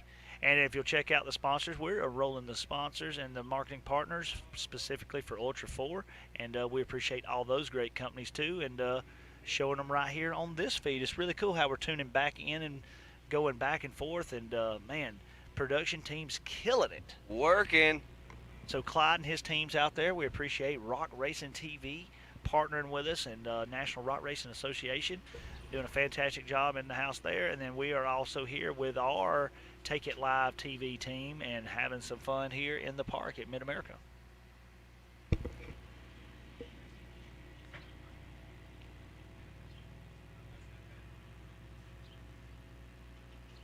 If you're up there by the pool later today, you can watch action right by the pool. Right by the pool. 100%. Catch a shaded section up there. Got the umbrellas up. We went up yesterday, hung out for a bit. That thing is definitely my home away from home when I'm here. Look at that right there. I believe that may be, is that Zonder or Cole Clark? 24 machine right there. I know there were several people picking Cole Clark because he does so well in the rocks. So we'll just have to see how that pans out later today in the Ultra 4 side of things. But, you know, it's so different. The cars are so vastly different. Let me give you an example. Paul Wolf. Paul Wolf is probably one of the only people that successfully has built a Can-Am car that can hill climb. He can change the shocks and come out here and put different tires and run short course. Then he can put the other shocks back on it, throw bigger tires on it, and then go hit endurance and race all those races and be successful at a high level in the same car. Outside of that, those cars are totally different than what we're seeing here today on our short course cars. Yeah, absolutely. He is a anomaly. Paul is he's an animal behind the wheel. He likes to win. He likes to win in everything and does a good job at that. He does a very good job with that. I want to just highlight the drone team that is on site in South Pittsburgh, Tennessee at Adventure Off-Road Park for Ultra 4 racing. How great the drivers are in the woods. Look at them just chase these cars through the woods with the drone. I don't know if you know a lot about flying drones, but that is skill. That's talent right there, yeah, for sure. They wear those. You see these guys sitting around with these goggles on, and they're flying these things so fast. We got them running out here on the short course. They got them running through the woods there, and it's impressive. Oh, without a doubt. And great feed for everybody at home getting to watch this for sure. Oh, yeah. Very enjoyable. Like I said, we were watching it earlier as we watched the EMC classes. That would be your 45s, 46, 48s, stock sportsman, all those classes are going through. And then, right now it looks like we're running this UTV race. A little bit later today, they will end with the big finale, the 4400 class. That is the full-blown unlimited. You bring it, you run it, you go hard, and see where the cards fall. Yeah, and some of those cars are so cool to watch run. Big power, big suspension. They're making this tough course built by JT Taylor look pretty easy right now. So the talk was in this course, because there's a little bit of short course and some open driving, but not much. It's limited. The rest of it's kind of tight, and it's rocky, it's rough. This is where straight axle shines, but there's several independent cars that are just been having some really good success. The talk was, is this the first time that an independent is going to take an East Coast race and dominate with all these straight axles and the Miller cars and all of these well-built, well-designed, tight woods racing cars? Can somebody come in there and change the dynamic and show them that it can be done? What do you think? I think it's going to happen? I think Paul Wolf has a good chance. Yeah. Yeah. So we're still working on watering the track here locally. We've had fun watching Tennessee. If you want to flip over to that, if you take time, like it, share it, get that shared out on social media world. Yeah. And we'll tune back in with them later and check back. And we hope the 4900 class has a great race and everybody stays safe. And we'll check back up later. Let's check out some promos for some of our partners here in the park at Mid America and for our MAO Short Course Championship Series.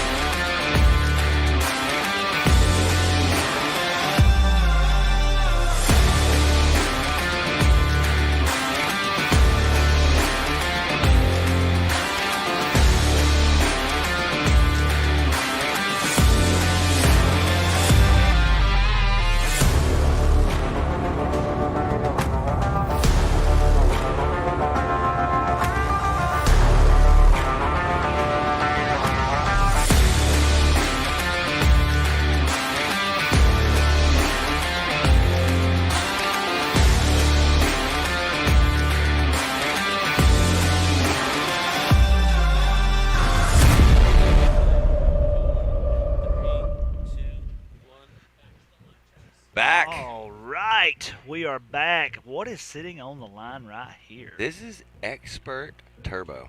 Expert Turbo? This is it. Okay. All Yep. right. So there was a little small change in how they run some of these races. It only affected like the first 2 races. I think Yep. they flipped Yep. those. But this Expert Turbo, I like that it's right here in the middle of our day, because right after 170s we jump right back into a really exciting class, which, not to demean any other class, they're all exciting, but this class in particularly, I really feel like there's some guys right here that are doing some serious battling, and they're ready to move to the next level. Absolutely. I'm excited to see this one. Austin Dinger, a new face that's been coming up here to Mid-America. He has been driving a great race. Austin Braden, he is a force to be reckoned with out here. Rusty Pipes. There's Rusty Pipes. Is that Donovan Willis? Yep. Jeb, who do we got there? I'm trying to. Baroob. Kendra Hoops out in the field. She's ready to go. Yep, she's out there having some fun.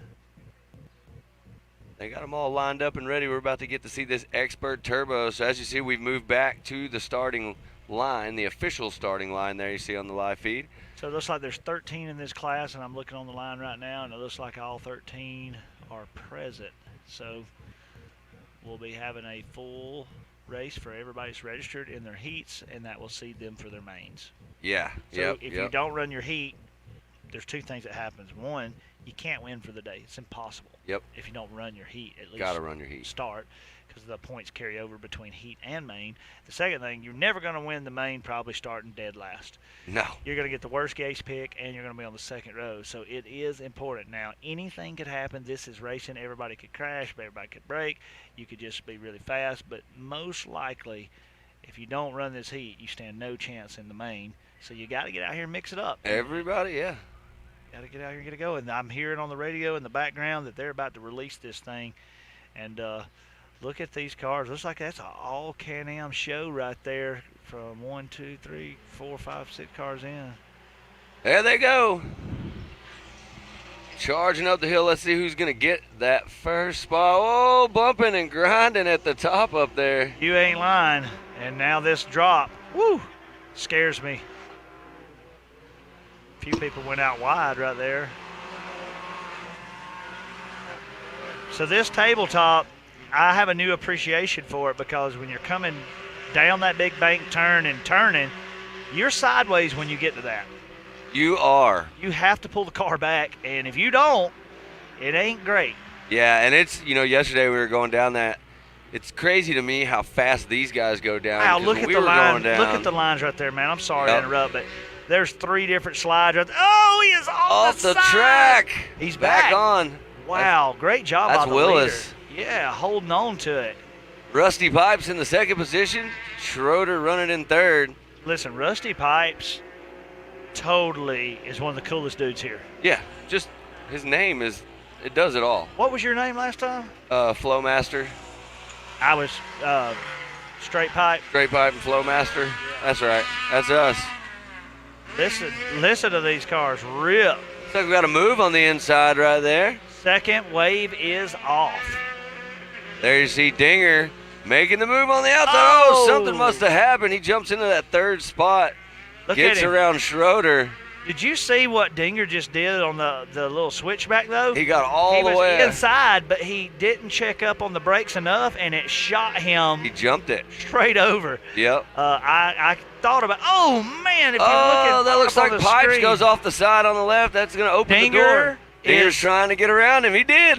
Dinger making moves. He's on a mission. He wants to get up there to the front. Right, He's so trying to this run shot Willis right down. Here, you can see how they're dropping in and out of those things. It don't look like much on the screen, but I assure you, those are 3-foot swells. They are. Why are you laughing at me, man? I just, you use the lake term, 3-foot swells. I'm trying to relate to you. I know. There we go. But look at this battle at the front right now. So you got Willis and Dinger. They are friends. They're going to keep it clean, but I can tell you both of them want that front position. Dinger told me he really don't even like Willis. So Not right now. No. Not right now. Yeah, you think they're friends, but the lowdown, what I heard, he's like, dude, I'm pretty sure that Willis dude took my visor. Luckily, we did find that. Just outran the racers with our drone. That's how fast we are. So Matt's actually controlling this drone right now. Doing it. I'm flying I had no idea you had these kind of skills. Yeah, man, it's a talent that I don't tell a lot of people about. I can really get down on a drone. I'm just excited watching this race up front right now. Willis and Dinger, they're duking it out. Oh, Willis getting all the way out wide again. I asked Willis, I said, what are you going to do if Dinger gets in front of you? He said, I'm going to kick it like Little League. I'm going to start hitting dingers. Hitting dingers. Looks like we got Braden leading the charge in the second wave, driving for TMX. Rusty Pipes, don't count him out. He's still in the mix. What I'm interested to see is these lap times on the top left of your screen there. So Willis with a 2:19, Dinger with a 2:20. So they are pretty close right there, and that's in your first wave of drivers. I'm interested to see what Braden's running. Look at the Team 360 on the top of that car as it comes across. Yeah, fresh wrap for Dinger right there. Representing, flying that And car. what a good shot with the drone. Great work, guys. This is exciting to watch, and hope you at home are enjoying it. With that being said, take a moment, share it, see if there's some other people out there may find some interest in it, and let's grow awareness of our sport and Mid-America Outdoors. I got to point out, look at Rusty Pipes. He's back in the mix. Do not ever count Rusty down. We saw him make some moves earlier this year from like 7th in a main and finish on that podium. To move 4 positions in a 5-lap race, you are really working. There's nothing rusty about Rusty. No, Nah. no, not at all. Oh, Willis going outside. Man, he better watch because Dinger is just waiting on anything to make a move. Their lap times are pretty close. Look so at literally, this. Look at this. We're about to turn this shot to the drone. Oh, they're almost side by side going up the hill So in the that Talladega. Watch this line. He's going to go outside in. Dinger's going in. Trying to set him up. They're Not almost gonna be side by enough. side. No, touching it all This right is there. another good He's going to do the switch. same thing again right here. Watch, look. Trying to dive back inside. Track is pretty slick. I think almost going outside allows you to carry a little bit more speed and momentum through that corner. I think he got out there in that fluff that time, and he pulled away from him coming out of that slick corner where we've been seeing everybody leave the track, which even Willis at the beginning of this race left the track right there. Yep. What a great race out front right now. So there's no penalty for leaving the track on the outside, and even if you leave the track on the inside, as long as you don't advance any position or you get back on as quickly as possible and it's unintentional with no move forwards, no positions gained, things like that. That's how they determine that rule, and I had some people asking me that between this race and the last race. Braden is on the gas. He had a 2:10. I believe Braden's got the fastest lap on the track right now. Yeah, so he was in that second heat, correct? Yep. Second wave, I should say. Second wave, yep. Yeah, and he is fast, always fast. Yeah, Austin Braden. And you got some good battles Texas going back boy. on in there, too. Look at this, still out front. We got a 3-way battle. Well, Rusty is inching his way in. As those two guys battle, he's gained a lot of ground back. Yeah, Rusty is not letting off the gas. He wants to be back up in the mix. Rusty going to try to go inside right there. Wasn't able to make it happen. I'm telling you, the race is not over. This is the last lap, though. If Dinger's going to make it happen, this is where he needs to hit his dinger right now. 100% he's got to make this move. This has been an excellent race. We talked about this class before they started. These are experts, but really they're racing at a pro level. Oh, a little bumping. Dinger switching inside. Not going to be able to with the way that downhill is. Oh, I think Dinger's got a drive right here, and he's going to have the inside. Oh, let's see. Nope, Let's see. he's setting up Talladega right now. He is. He knows what he's going to gonna try to stay do. wide, and he almost had it last time. Oh, no, I think Dinger's Rusty got a Pipes! problem. Rusty Pipes! No, I think Dinger's got a problem. I know, but Rusty. Oh, Rusty slid right in there. Did. Wow. What a race. Now Rusty's in the fluff. Yep, but look at that. Dinger Dinger pulled off to the side. Bummer for him. I know that team will get that car ready. I can't be certain from here, and the drone shot was far back, and it wasn't close up, but I think I saw Ninja Stars come out of Willis, Yep. take a tire out of Dinger. Yep. He threw out some of those little jacks. Got some tactics. Yeah. Yes. Got that. Got a little something up his sleeve, a little trick bag. Willis driving a great race. That puts Rusty Pipes in the second position. Smith running in third. And look at that. Braden, fastest guy on the track right now with a 2:10. He is absolutely flying. This is going to be big. Braden wants to get up there, get on that front row, and battle it out. You know, Dinger's come up here the last couple times and given him some fits, and he has expressed to me that he definitely wants to beat Austin Dinger. So that's looks like his mission today, and by lap times, he's on rails right now. The story, really, we hadn't been talking about it because we've been watching that front battle. Braden, I mean, he's just dominating. Man, I don't know if you caught that, Joey, but there's a battle coming up back here, and they just sent it over the Ultimax Spillway there. I can't see what number that car is, but, man, that guy's on a mission. Yeah, they're having some fun. They come through right here. That should be checkered flag. What a there great race by all these competitors. Yeah, that was definitely earned by Willis right there. He had to fight the battle, and he held on. Bummer for Dinger on that one, breaking the car, running in that second position, but Rusty Pipes capitalized, moving in a second. Smith in your third spot. And here, after a little bit, when we jump into these mains, that's when it's going to get real exciting because there will be no more Wave 1, Wave 2. Everybody's going to line up and go at the exact same time. So it's going to be exciting to see that. There you see, headed back down the starting line, we're going to get Amateur Turbo, I believe. Amateur NA is going to be the next one. That will be coming up right after this. Amateur NA, race number 8. And then your first pro race of the day, Pro NA coming up. We're going to get to see Kanan Baker and Colin Truitt and all those pros running those NA cars in just a little bit of time. That's going to be a fun one. If you need to go and do anything, get what you got to get. Come sit back down on the couch, tune in with us. For those of you at home, that Pro NA is going to be a fun battle. We'll get to see Pro NA and Pro Turbo will be coming up in the order later. Right now, Amateur NA is on the line getting ready to go. Oh, there you see TW getting everybody racked and ready.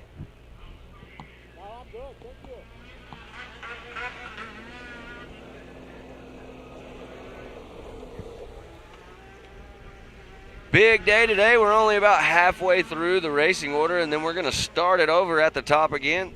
Those will be main events. They're coming up a little bit later. We'll probably take a brief break for lunch, and then we'll be back in action. Expert Turbo just wrapping up. That was awesome. It looks like Austin Braden is going to go to the top spot in that race based on his lap time. That 2:10 was a heater. Closest person to him, I believe, was a 2:12 with Willis and 2:13-ish with Austin Braden. So I'm not Austin Braden, Austin Dinger. So that was a great Expert Turbo race. Now we're going to get ready for this Amateur NA. Lots more action to go today. Don't forget, big shout out to all the sponsors you see scrolling through on the top right of your screen. If you're at home, Texas Motor Works up there right now. Great partner. Also, Austin Braden sponsors. There you see Polaris Adventures. There's a ton of them. It takes all these sponsors to put on such an amazing race weekend out here. So big shout out to every one of them. Ultimax Belts in the house. They're always here delivering the belts and the vibes, making it happen. We got to hang out with them last night at Coconuts. Had some fun, did some talking, heard about some new stuff going on. Always fun to hang out with the sponsors, and definitely want to show them some love for all the support they put in out here at the park. Big shout out to all of Mid-America Outdoors' crew too. No matter where you are in the park, you're going to find someone that works for Mid-America, and they're always going to have a big, gigantic smile. We're always going to have a big time when we're here. So hats off to everyone out here at Mid-America Outdoors, the only place to be. Father's Day weekend. I'm having a blast, enjoying the pool, hanging out with my man Joey. And right now, we're getting them all lined up and ready to go. Here in just a second, we're going to kick off this Amateur NA. There you see him in the gates. I believe it is about to go. TW walking back. You'll hear those cars get up a little bit on the two-step, and then all of a sudden we're going to have a start. Amateur NA. So one other thing to talk about, I know you hear us say amateur NA or expert NA and pro turbo and all these different things. We're talking about naturally aspirated cars, and we're talking about turbo cars. Yep, so I can tell you I am a naturally aspirated man personally. Not owned a whole lot of turbo things like I have with naturally aspirated, and that's why I chose to get one of the new Pro Rs. Oh, yeah. Yep, it's got the new 4-cylinder, it's naturally aspirated, putting down some big power, and we're excited to see where the sport goes with that new 4-cylinder class and that bigger car. Yeah, that'll be exciting. The new tech and everything that's coming out and all these race cars, it's just, it's amazing, man. They just keep getting faster and better and better, and we see it out here on the track, and these guys come out here and the ladies and throw down on the track, and they bring this equipment out here. It's pretty amazing to watch. Yes, it is, and one thing I wanted to talk about too is tires out here. It's not been a factor today. No. What's up with that? The track is, they've been working, Billy and the crew, everybody up here in Mid-America. I think the track is just. You think you're sliding more than catching rocks? I think it's so. Maybe a little more water on the track than normal. Yeah, especially and just speaking to that, we were talking about it earlier. I mean, we're at race number 9. We still don't have dust as an issue on the track, really. No, fantastic job by the team. When we went out to Prairie City, we worked with the guys out there that run that track and NorCal Rock Racing with Ultra 4. And one thing that I 100% was so impressed with was how the team out there kept their track in perfect condition. Speaking about water and all that, you're in Sacramento. It was 95 degrees, constant wind drying the track, constant heat, no shade, and they did a fantastic job. And I think we learned some stuff in-house watching them work their track. Yep. And brought that back here and carried that over into this. And, man, I think it made a big difference in my opinion. I would have to agree with you. I mean, we're sitting here looking at the track right now, and I know a lot of people were out here yesterday when they were running, when they ran practice, qualifying, like we heard them say, hey, the dust was an issue. Like I had to pull off because it was super dusty. Well, the guys got out here last night, and they did a lot of work on the track, and hats off to them because at this point in time right now, I think this is probably one of the hottest days that I've been here, but the track is holding up great. No, I absolutely thrilled to see the condition, and we all get better. It's just like anything. The more you do it, the more you learn. Absolutely. The better you get, and it becomes a system. And this MAO short course championship racing series and Billy's program and Gus's track team and Jason's oversight and Mid-America as a whole has just getting more and more defined. All right. There we go. Amateur NA shooting to the top of the hill. This class right here, probably easily one of my favorite classes just for the fact of these are the new guys, but they are hungry. Boy, are they hungry. Oh, look, is that Bree Seek out there? I believe it is, and we got Watkins. So right now it looks like Boyer, Watkins, and Klink all running in your top 3 right now on the track. Seek in the 4th spot, right up there too. Yeah, so it looked like the 237 of Watkins, Josie got out there. Did, yep. Got out there and took that lead over. We'll see as we come through these different sections as our scoring updates and changes there. But a great job off the start. Another good clean start. We've had a lot of success with clean starts today, and thankful for the safety. All right, wave Comes number the second 2. wave. Who's that, Van Beekum? It looks like Van Beekum. Who is that sliding? I don't know, but they come from the outside.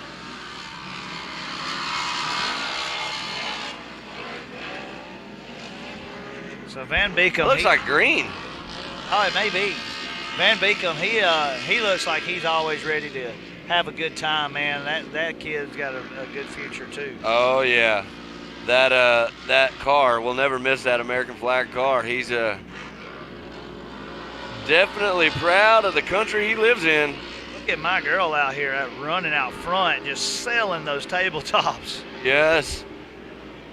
Holy Watkins cow. showing us how to get it done in that wave number 1 that took off. So you got Watkins, Boyer, and Klink, 1, 2, and 3 in that wave number 1. But Watkins is, man, on a rail right now. Without a doubt. Now, remember, I'm always a huge fan when Bree gets up there and they go toe-to-toe. They're friends, and their cars are very similar and fast. So don't count her out in the 4.37.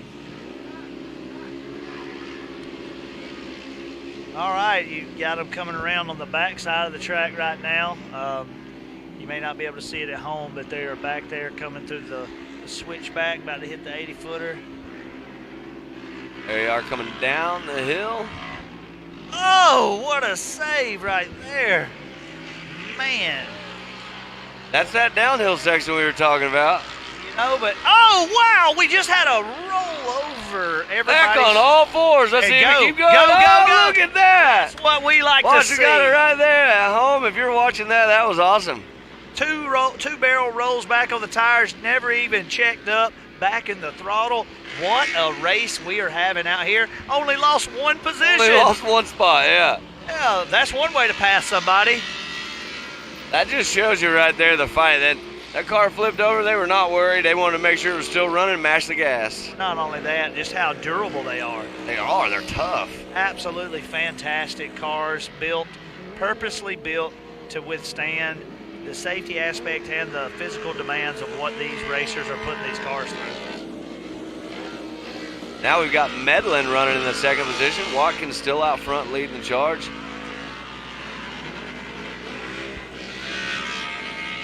All right, we're going to an instant replay. Watch Look this. at this. Boom, boom. It's almost a third roll. It was 2.5. Yep. What do you give that on a scale of 1 to 10? What do you score that at? I'm going to have to give that a solid 8. Yeah, that was an 8.5 for me. I would have liked to have seen a little more airtime, but I think that it was a solid 8.5. I'm just super impressed that when that car hit all 4 wheels, there was zero hesitation. The gas was back on, and they were back in the track. Well, one thing I want to note by seeing that replay, oh my gosh, I'm sorry, guys. Bree Seek just sent that 437 car and made a pass in the air off the tabletop. Let me get back to what I was going to tell you guys. When we watched that instant replay, what I was actually watching was to see how it happened. That was still clean racing, guys. Don't get any misconceptions here. That was a line that got shut down, and they brake checked it. That car was turning sideways. The car behind it was going to try to go inside. That was unavoidable, and luckily, everything went fine. They're back still racing, and good racing right there. What a shot. If you're at home right now, these drones are providing some of the coolest angles right now if you're watching this on the track. Some great battles going on right there. Look, we got Seek. She's moved up there. Watkins, Josie dropping back. Yeah, something's going on. She's been battling. Looks like Ryder Van Beekum. Looks like he's out too, top of the hill. Yeah, I see him sitting up there. A medic came over to check on him. Everything seems to be fine, just waiting on the race to end. But happy to see Seek carrying on, pushing through. On the gas. Yeah, always. Always. There's no question about that. We've called a lot of these races, and Seek is always showing us how to get out there and do battle and keep that gas mashed to the floor. So just like what we talked about earlier, we just witnessed it right here. Seek was middle of the pack. We were talking about don't count her out, and guess what happened? Beacom drops. Watkins drops. We have a rollover. We have a lead change. We have all these things happen, and the whole time, Seek staying the course. Yep. Doing what she does. Driving her lines. Meticulously driving her lines, holding her lines, making her moves, and staying in the gas. And, now she's podium. It's a good place to be, too. She definitely wants to get the best starting position for the main coming up later. So 100%. Fight through the field, get up there at the front. And protect the car. She gets out there now. She's got a little comfort. She don't have to push the car. She did it early on in the race to get to where she's at. She's about to cruise into a top 3. You're exactly right. So right now on the track, it looks like Medlin still out front and charging. Yeah, without Zeke a in doubt. second. Yep. And it looks like Hill running in the third position. I just noticed there's another race car pulled off. I don't know if it's back there in the back. You see it? Yep, I see it. Whose car is that? Cannot tell from here. Take your drone and fly it over there and see Let me fly my drone over there real fast and figure out who this is. who it is. I need to improve my drone skills where we can get food deliveries. Look how cool it is, see that little kid, that little tiny fire suit. Yep. He can't be no more than 6 or 7 years old. He's about 2.5 foot tall. He's struggling to walk with the weight of his fire suit, but you know what? He's smiling from ear to ear. Having a good time. Having a great time. See green coming through, white flag. Just saw Seek come through that downhill and over that tabletop. She's continuing to battle. So I'm looking for Watkins. She off the track completely? I do believe. That may be who we're looking at Oh. back there, and we can't tell. Yeah. That is definitely way back there in the back section. So just so y'all know, Joey, Straight it's line too for us. early in the morning for this yawning thing. man, I'm getting relaxed. The breeze is nice. The Yeah. sun's out. I'm so relaxed watching this awesome racing right here. And just so Front row y'all seats. know, even though we're here in person, we may look like we're close to the track. We're about 100 yards from the edge of track, and where we're talking about the other end, it's a straight line right at a mile if you were to just walk. Yep. That's probably 3/4 of a mile away from us right now. That's how big and vast this track is. You can't appreciate it from the house. That's why we keep telling you, you got to get out here and come to Mid-America Outdoors. Now, what are you waiting for? That's what I'm curious. Yeah, it reminds me of that song from 50 Shades of Grey. Just sing. Can you sing that little clip? I don't know It it. says, "What are you waiting for?" I don't know I just hope he's gonna hit that high note. it.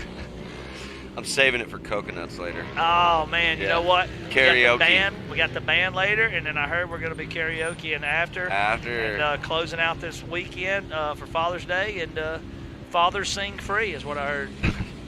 All the fathers, come on down. We're- So listen, Joey. as soon as this race is over, you know what I'd like to see? Some rodeo highlights. I'd like to see a rodeo highlight. I think so. Could you put something together for me, Matt? Let me see what I can do here. I need but- you to get it ready in the next maybe 30, 40 seconds. I'm about to pull these cars off the track, and I want you to put together a little promo. You get the track cleared, and I'll get the promo video ready. All right. Because it got Western last night. Yes, it It's is. going to get Literally, Western again tonight. We say that when a bunch of different things happen. We call it Western or something, but this was literally It Western. was literally Western. Yeah. Yeah. We wore our cowboy attire. Well, you did the best you could. I did the best I could. I got something even more special for you tonight. I'm going to bust that on. Oh, no. Yeah.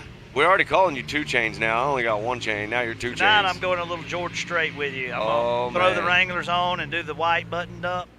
And, yeah, I'm going to do a little something different. And, you know, if you're out there, come by, say hi to me, and we'll take some pictures. Cattle on the thing, we'll do the rodeo. All right. Check it out. There they are. And we're going to They're throw down there. you. This is live. Yeah, live. They got the everything set up. It's ready to go. Yep. The all the bulls and the horses and everything are just The bucking enjoying the stock. break right now. Look at this. This is last night. This is some footage from some other rodeos compiled. We've had a lot of fun. We've done bullfights here. We've done the bull riding here. And it was a great show by TK Pro Rodeo last night. Yeah, they did a fantastic job. And you know, I like to think me and you are really good announcers, but man, these rodeo announcers, they sure are entertaining. Woo! I think I got that one on video. Yeah, they take it to a whole new level, and man, everything about TK Pro Rodeo it's in the name, pro. They're the real pros. They run the IPRAs out here in this region of the country. I used to do a lot of rodeo, and in my day worked with a lot of different sanctioning bodies and a lot of different rodeo companies. Traveled this country, north, south, east, and west, and TK Pro Rodeo is one of the most outstanding outfit of people that we've ever seen, and happy to have them right here local to us and partnering. Yes, sir. They put on a great show. They're getting to see all the. Woo! Look at that.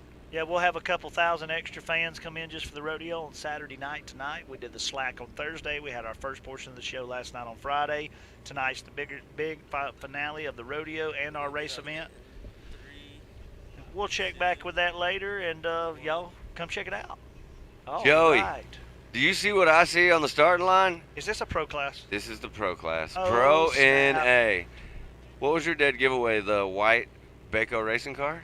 No, because he's really actually like a mediocre. If there was a mediocre class, Kaden would be like the spokesperson for it. For the mediocre class? Yeah, and maybe we could just make a mediocre class. Yeah. Yeah. I mean, I'm just kidding. his car's not I'm mediocre. just kidding. You know, right? I'm completely kidding. We love the He is a K-Man. fantastic racer and a bull rider. We saw that last night. He Yep. rode the mechanical bull He did. for the full 8 seconds and beat Cash LaCroix in the short go. Well, I can tell you right now, we're about to get to see some battle, and I know Kanan and Colin Truitt are going to get So what after row it. is Colin on? Let's see. I'm trying to look up. It looks like Colin's going to start in the second wave. So they're not going to be in the same waves, which means we'll have to wait till the main to see them battle. It does look like, though, that Colin and Kyler Holcomb are going to be in that second wave together, so that's going to be a good one. That's going to be the match. So let me tell you about Kyler. Hess Motorsports coming up big for Holcomb. Huge. Listen, Huge. he was in a situation where he was running out of time, and he needed to rebuild the whole engine of his car, is what I heard. And this is just what I was hearing hanging out with their race team. And Hess Motorsports stepped up and said, look, we're going to come in hard for you. We want you to go out there and do what you do. We're going to take care of helping you get this thing done. He said that they were fantastic to work with, and that Hess Motorsports builds a fantastic product. He said the car is ripping harder than ever, and he is ready to run. Yeah, last race we were here, we saw Kyler, kind of was going through those car issues on the track, caused him to not get the finish that he wanted to. He's run a great season. Oh gosh, yeah. And so I'm super happy to see him back out there, that Kenny Bobby Racing team, along with Hess, making it happen and getting him on the line and here this weekend to race. So and he big shout out to sounded them. he sounded super relaxed when we were floating the lazy river with him yesterday. Yeah, he's just here to have relaxed. a good time. Yeah, he's like, you know what? He said, I trust Hess, what they did with the car. He said, I trust my team getting all the other parts prepped and ready. He said, and I'm feeling good about how I'm handling the track. And he's just ready to do battle. And there was really no reservations in his tone or his confidence level. And I expect him to come out here and throw down. That's right. Rimmer Reed's in this one. So listen, last night, do you remember when we left Coconuts? What we did? We rode through the park. You remember what we saw? Colin Truitt's team. We did. What were they doing? Do you remember? I don't. I believe that. But what they were doing was putting a transmission in Colin's That's right. car. I remember that. After midnight. Yeah. And I hollered and I said, hey, guys, you got a race tomorrow. Yeah. And Mitch walked over and I said, where's Colin? And Colin popped up. He was underneath the car trying to get the transmission back in. And they had it. They were wrapping it up. So just goes to show, you got to bring the parts. You got to bring spares. You don't know what can happen. One bad case out here and you've cracked the transmission. Totally. In the transmission, you can put all the fluid you want in it. You won't make 5 laps on this course for this distance with a cracked transmission. Nah. So here we go, Pro NA. All right. The first wave is on the gas. Looks like Kanan's poking in there. Kanan trying to get the whole shot on the inside. So he checked up and held them at bay right behind him. Yeah, that was a smart little checkup right there for Kanan to give himself just a little bit of breathing room. Oh, we got a little contact. Oh! Start by all these guys. They're staying real tight. Kanan in that white and gold Baco racing car. I just want to take a second and tell you guys. Hey, Jeb Boodle, second spot. Watch that 41. That 41 is fast. But listen, I want to just tell y'all, the track looks so good with the grass growing in. We've been doing a lot of work around here. We got grass coming in. It's starting to look like the track of dreams. Yes, it is. Paradise out here, green and brown. Are they going to get you to mow that? Yeah, wave 2. Colin Truitt tucking his nose out there first. Kyler Holcomb right in the mix, too. Kyler went inside, and he's going to switch with him right here. Watch this right here. Kyler's trying to go a little bit inside and then get on the gas. Yeah. Kyler's holding in there. Is that Van Beekum right behind that? That is, I want to say that's Colored up like a Beekum car. looks like, yeah, it does look like that. Oh, what a move! It didn't work out, but that was a slick turn by that RS1 right there, trying to go to the inside of Robbie Bobby. So Kyler Holcomb. Look at Kanan. Oh, we just got a good somersault over the 80-footer. I see it. All right, we got to get him out of that position. He is in a position where if they come over that jump, all right, we got him off the Back track. and Great rolling. job. Look at these cars today. Look at this. He is spinning out. I am in love with the endurance factor of these cars and these racers. He took a 80-foot somersault tumble, and he's back on the course right now fighting. Who is that? We'll see here in just a second. I can't tell who that is, but what an effort. Yeah. I mean, wants to finish the race, wants to get some points. Yep, without a doubt. Kanan Baker charging up front, looking good, coming down the hill. Kanan's moving fast, but you got to remember, Colin's in a different wave too, as well as Kyler, so Kanan could win his wave and still be behind both those guys. Right. We're going to see Colin right now. Looks like he's on a mission.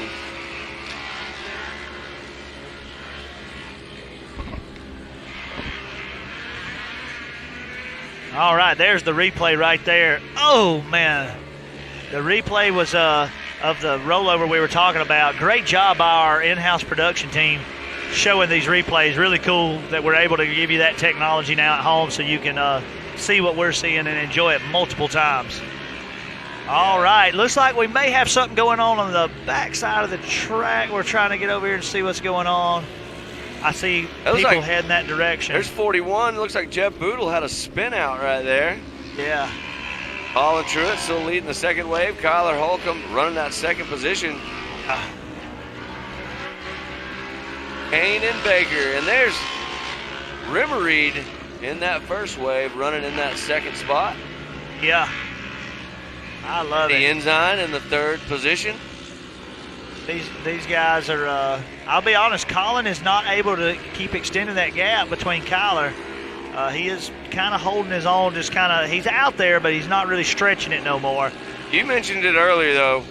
Colin could for sure be trying to save the car for the main with all the work they've done on it. He's got a nice gap. His spotter's probably telling him, hey, you got room. You're going to get one of the first gate picks. Yeah. Yeah. So, could very possibly be something like that, but I can tell you the fight's not over because that second and third position, Kyler Holcomb's doing everything he can right now to stay in that second spot. Yep.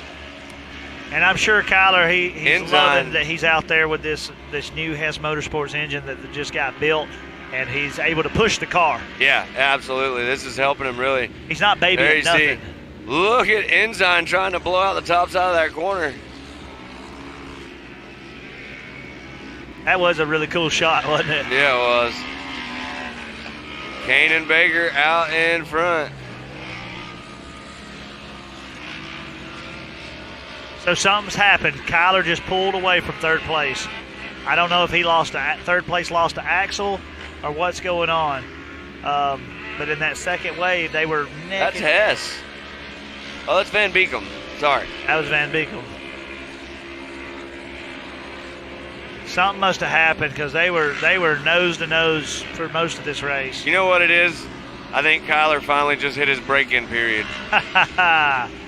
Well, now he's on the gas. Colin has, like we said, maintained that distance to keep that buffer.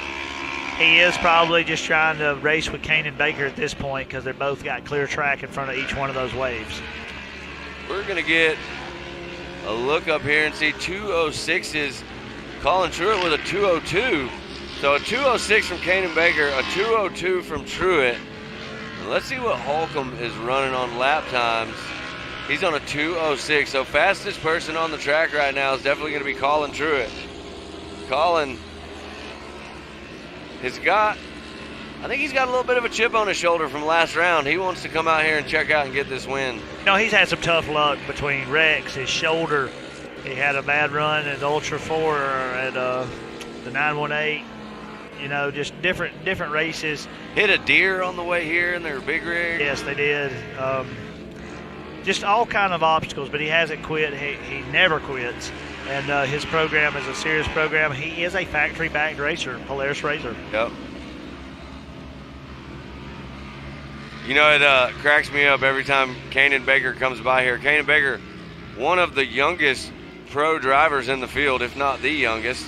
Yeah, one of the youngest pro drivers in the world. Yeah, and he is, you know, you can see him in that cool-looking white and gold car there, but it looks like he's so relaxed in the driving seat every time he comes by. It looks like he's just out for a Sunday stroll. Well, I can tell you what's in the back of his mind, and you probably already know what I'm about to say, is he's got this year to have it to himself, but his sister will be whooping up on him in this class next year, I would imagine. Yeah, he's going to have some competition coming soon. Yeah, she's fast. We saw her battling with Carson Vale earlier today, and whoa, fast. Super, super fast. Both are very talented drivers. They both race a lot of other, you know, different types of racing too. So busy family, that Baco racing team. They're always on the move. And, you know, that's, you know, one of the things I think that makes them so fast is they get so much seat time, you know, and they got great machines, great sponsors. J.D. Baker and his wife, one of the funnest couples out here at the park. Great kids. They're ambassadors here at Mid-America Outdoors. That's right.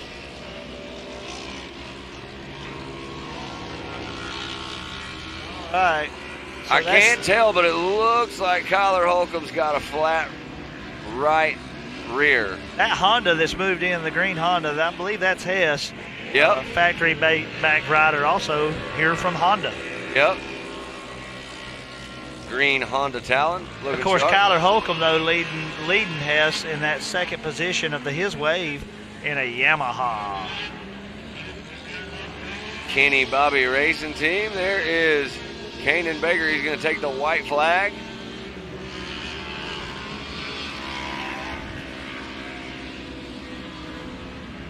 There you see the 43 of Rimmereed.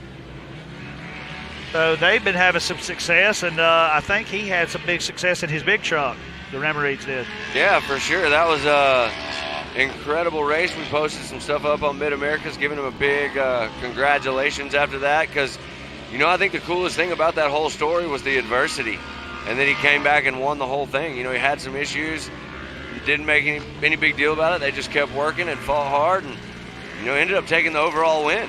And, yeah, great job. And that's a program that's going to continue to grow. And he's partnered himself with the short course industry with people like Johnny Greaves and CJ.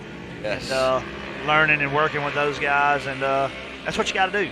You gotta have mentors. You got to have a support system. Getting some waves from our fan down here, Scott Champion. Yeah, we got a fan base down here. He's down here, you know, cheering us on. We appreciate that. Yeah. Scott's our he's probably our biggest fan. Sometimes we have to, like, you know, hide from him. I wore his helmet yesterday. You'll see in the video later, and we had some fun with the helmet. We'll get to see Scott coming up here in just a little bit in that Pro Turbo division. Kyler Holcomb just trying to hold on with that flat. Hess got around. I hate this on the last lap for him. He's had such a great race. You can guarantee, though, Kyler's going to be that driver that's going to start on the second row in the main, and somehow he will be at the front of the pack as long as he can keep all four tires aired up. Yeah, I believe that. Yep. And he's still doing good in his wave right here. He's going to be fine. It's just not going to be where he wanted to be. Right. All right, there's the checker. Flag, Kanan Baker. Yep, checker just went out for Mr. Kanan Baker. Second place coming across right behind that. Yep. Colin Truitt still the fastest man on the track right now. Got a few more corners, and he's going to take that checkered also. He'll be leading that second wave. There you see the 43 of Rimmereed taking the checkered right now.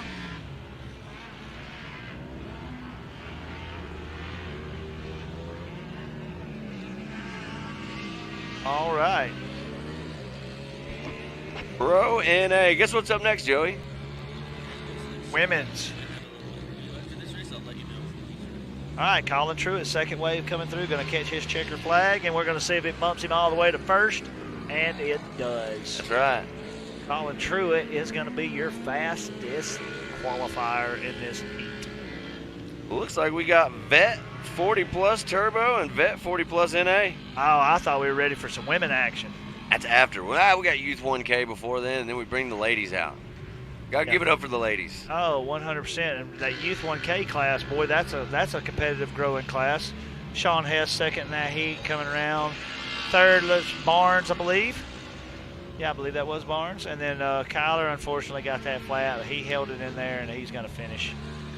So Kyler coming around and finishing in the 4th spot of the second wave. All right, so I hear we got an interview. Who's out there? I think we got Scott Rain. Let's see what he's got to say and see who he's with.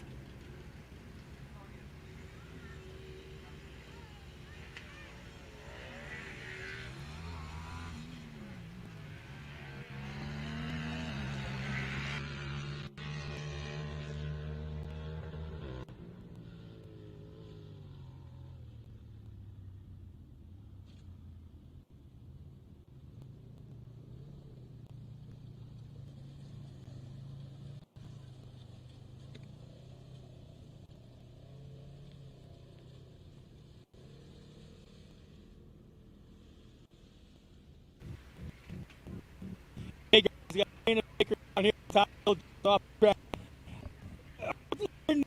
Mid-90 temperature, hot humidity. You now barely any sweat whatsoever. How did you work on them? It's a lot of dirt, and I keep my head up and just take it sense like. What kind of home did you take from this out there in the track to main later this afternoon? Their job keep back that's not everybody at the same time. Nice, man. Kicked some big lap times and 14 this afternoon. Thank you. And good fast afternoon, Aaron T. All right. Well, thank you, Scott, for that. And he was hanging out with Team Baco. That's right. K-Man. Kane and Baker. Well, we're excited to see how that main's going to turn out for that class. That was a good double-waved heat right there. And what do we got sitting on the line? The Bet Plus 40 Turbo and NA. That's right. So they'll release the turbo cars first, I believe, and then NA will leave behind that in a second wave. Is that correct? Yeah, that should be the way they do it. They like to keep them separated, but you'll see real fast that some of these vet guys are going to get up there and mix it up in both waves. Because don't let vet fool you. Vet just means sandbagger. Yeah, sandbagger. That's what I would say. That's great. Novice for life. And novice for life, if you know that term, you know if you look in their Urban Dictionary, has Chad Mayo's name beside it. It does. Yep. It does. So, but you know what? Chad, he wears it well. Yeah, yeah. And he also wears his wife's race suit. Very well. Very well. We heard that last time. Yeah. So, you get some stuff at Mid-America, some things go by the book, and then sometimes you just got people like Mayo, and they just wing it. He's just out here living his best life. 100%. Getting ready to go. They got him lined up there. You see him on the line? TW, the man in yellow there. I like to call him T-Dog. T-Dub. Yeah. He has a fast pit bike. He does. Man.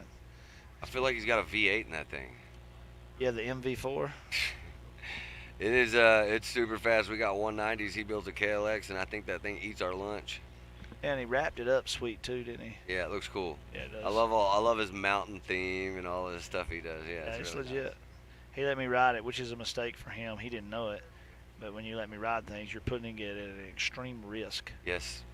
So if you're an insurance guy and you think about risk management and things, and you think about, I'm going to let Joey just ride my dirt bike, probably not your best choice.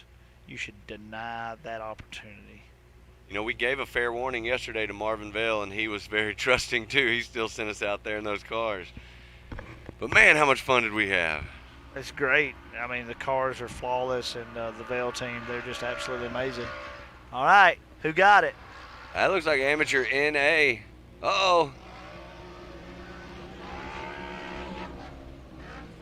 Boy, these cars are loud. These NA cars just got a totally different sound.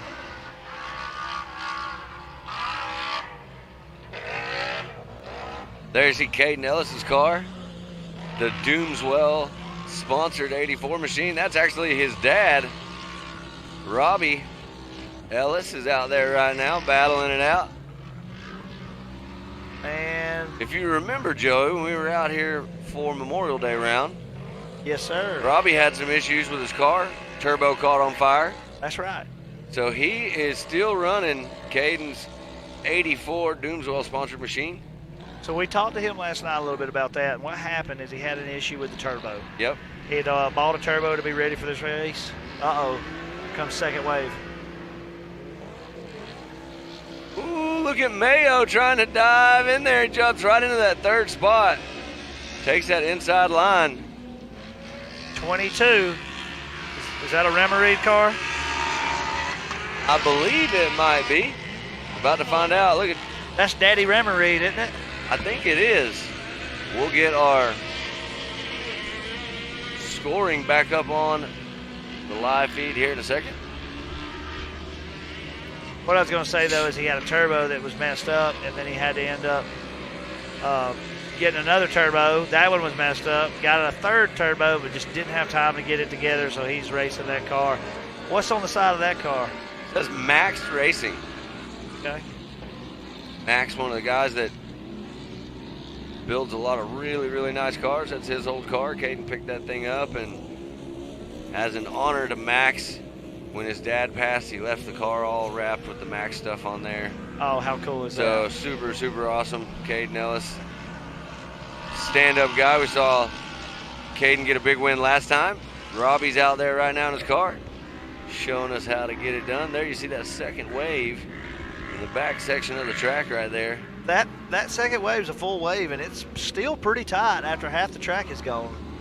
It looks like Boodle leading that second wave, Mayo in second, Remereed in third. And then you got Pipes, Murphy, and Ellis, 1, 2, and 3. In that first wave of drivers out there on the track.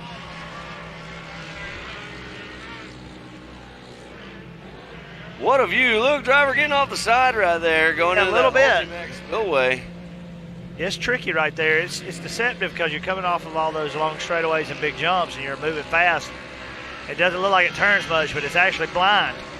It actually drops and turns pretty good to the left. It's just hard to tell. Looky here as they're coming back around. Look at Mayo.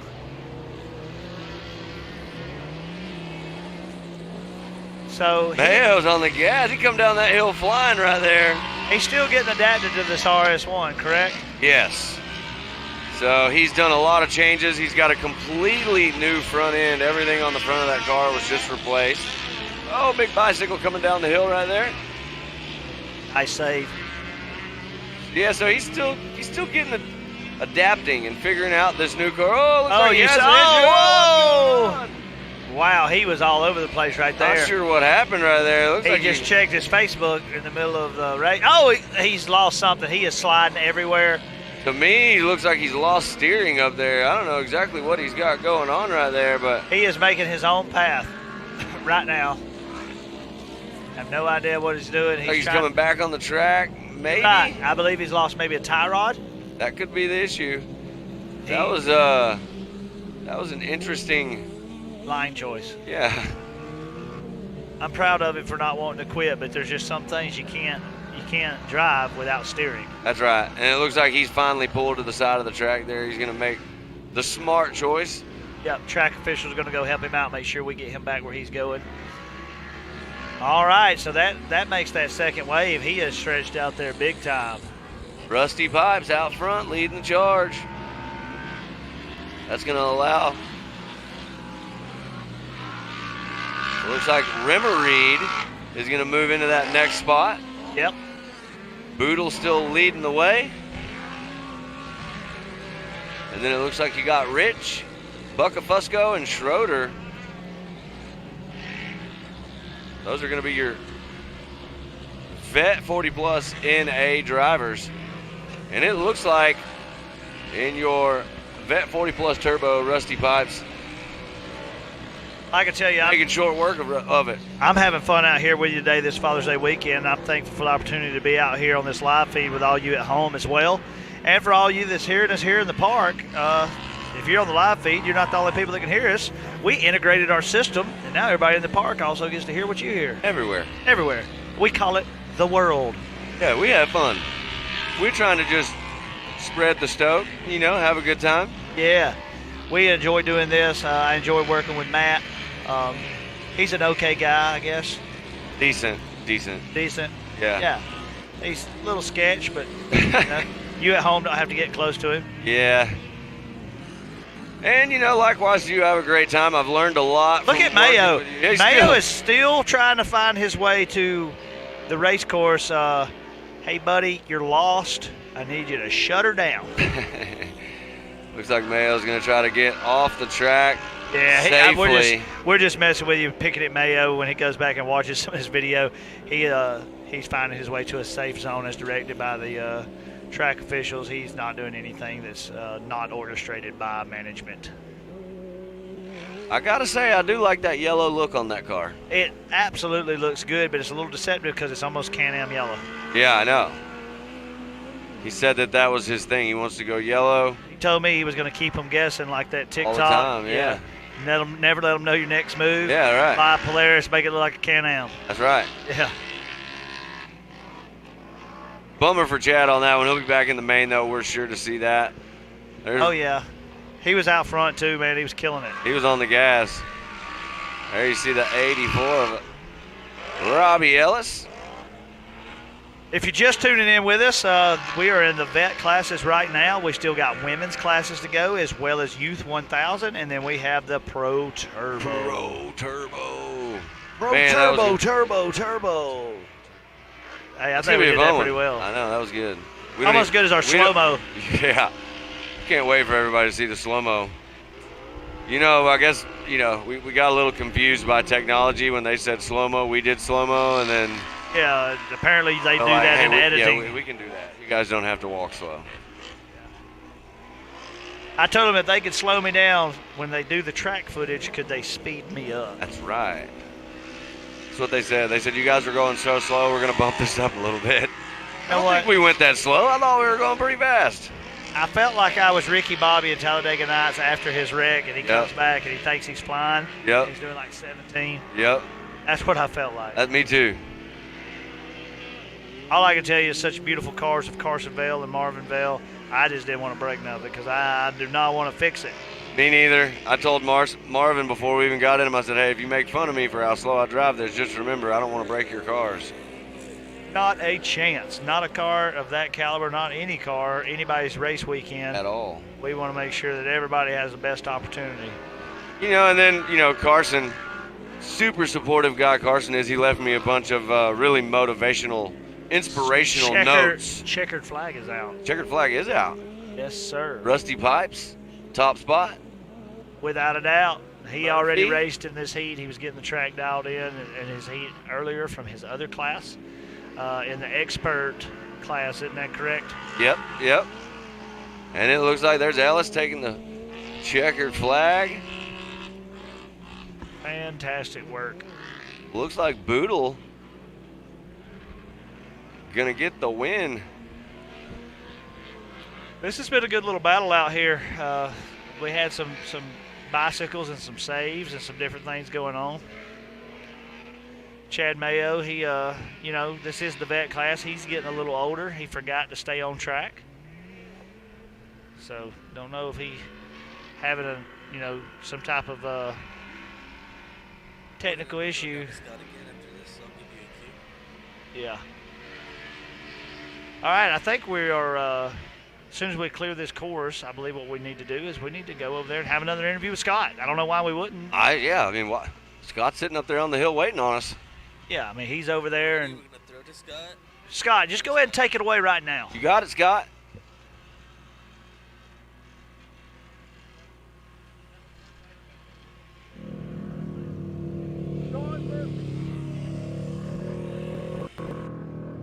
Hey guys, I got Sean Murphy down here. It's almost like as these cars pull off the track, it's dustier than it is out on the track. What is the track like though? Track's real fast. It's drying up well. Got a lot of good gription. The potholes are starting to get there, but it's just the heats. So we'll take a second place in the heats, and we'll see what happens in the MA features. Well, I'm looking at these tires. The front tires are really, actually all four tires are really chewed up. Anything you might change for this afternoon compared to what you had now? 4 new tires. Best of luck this afternoon, man. Thank you. Sean Murphy, another guy, did his homework now, address it to the card in a little bit, be coming out for this afternoon, another one of the fast guys. Yeah, back to you guys. All right, we got a beautiful shot of the track right there, and you can see we're sitting in that production trailer up there on that hill. Yep. People out here enjoying the race with us, the people down on the awnings. It's starting to get close to lunchtime here, and they're firing up the Legend Steakhouse, and they have all the food trucks here. And boy, what are we gonna eat for lunch? I don't know, but I'm getting ready. Well, we got about, I think, 4 more Races? Yeah. Until we take a break? Yeah. Oh, man, no way. We're moving through this day really fast. We got the women's turbo and naturally We got aspirated. youth 1K coming up next. Got the youth. And then we got our ladies. Yep. Turbo, naturally aspirated. Yep. And then we're going to dive right into pro turbo. All right. Well, that's about. All right, while we do another water break, we're going to get ready to throw to commercial. So But I don't know about you, Joey, but I'm going to go grab a water. What do you think? We're going to water the track, and I'm going to water my throat. I like it. And we'll be right back after a word from our sponsors.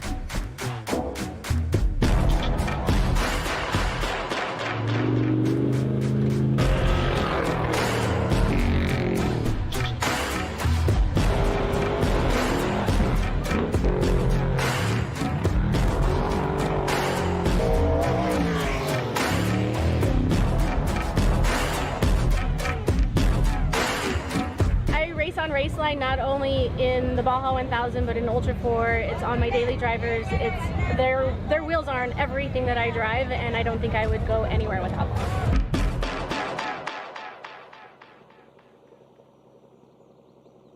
A ella le gusta, a ella le gusta, a ella le gusta, a ella le gusta.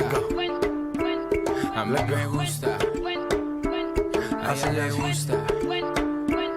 Baila me gusta. A ella le gusta. Mami, mami, con tu body, este party es un safari. Todos miran cómo bailas, hoy tú andas con un animal. Mami, mami, con tu body, este party es un safari. Todos miran cómo bailas, hoy tú andas. Baila, mami, vente conmigo, así es, sola conmigo. Baila.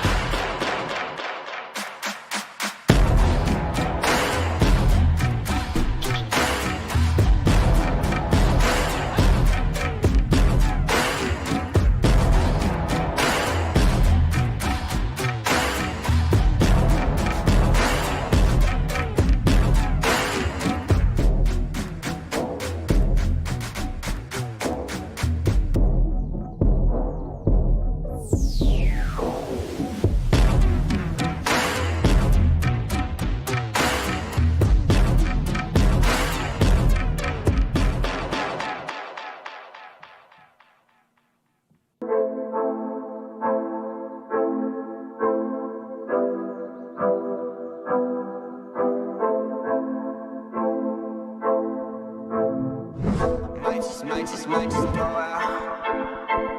Might just go out. Might just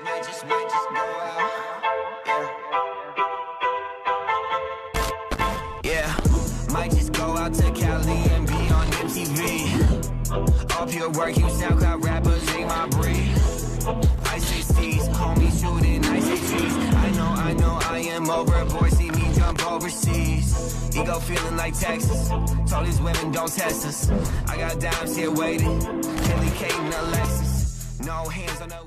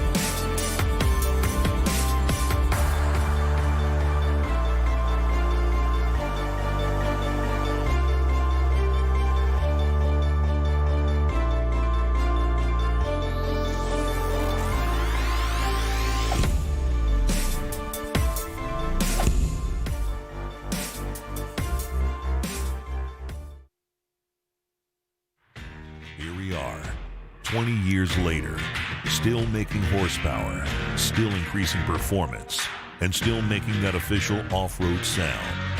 Now, we're stretching our strengths and reaching out for more, utilizing our experience with the strength of American steel to fabricate an entire line of HMF equipment designed to protect your ATV or side-by-side so you can stay focused on what's ahead. Bumpers, exo guards, racks, and accessories. HMF off-road equipment improves strength, expands capabilities, and extends reinforcement so you're prepared to get the job done. HMF, equipped to perform.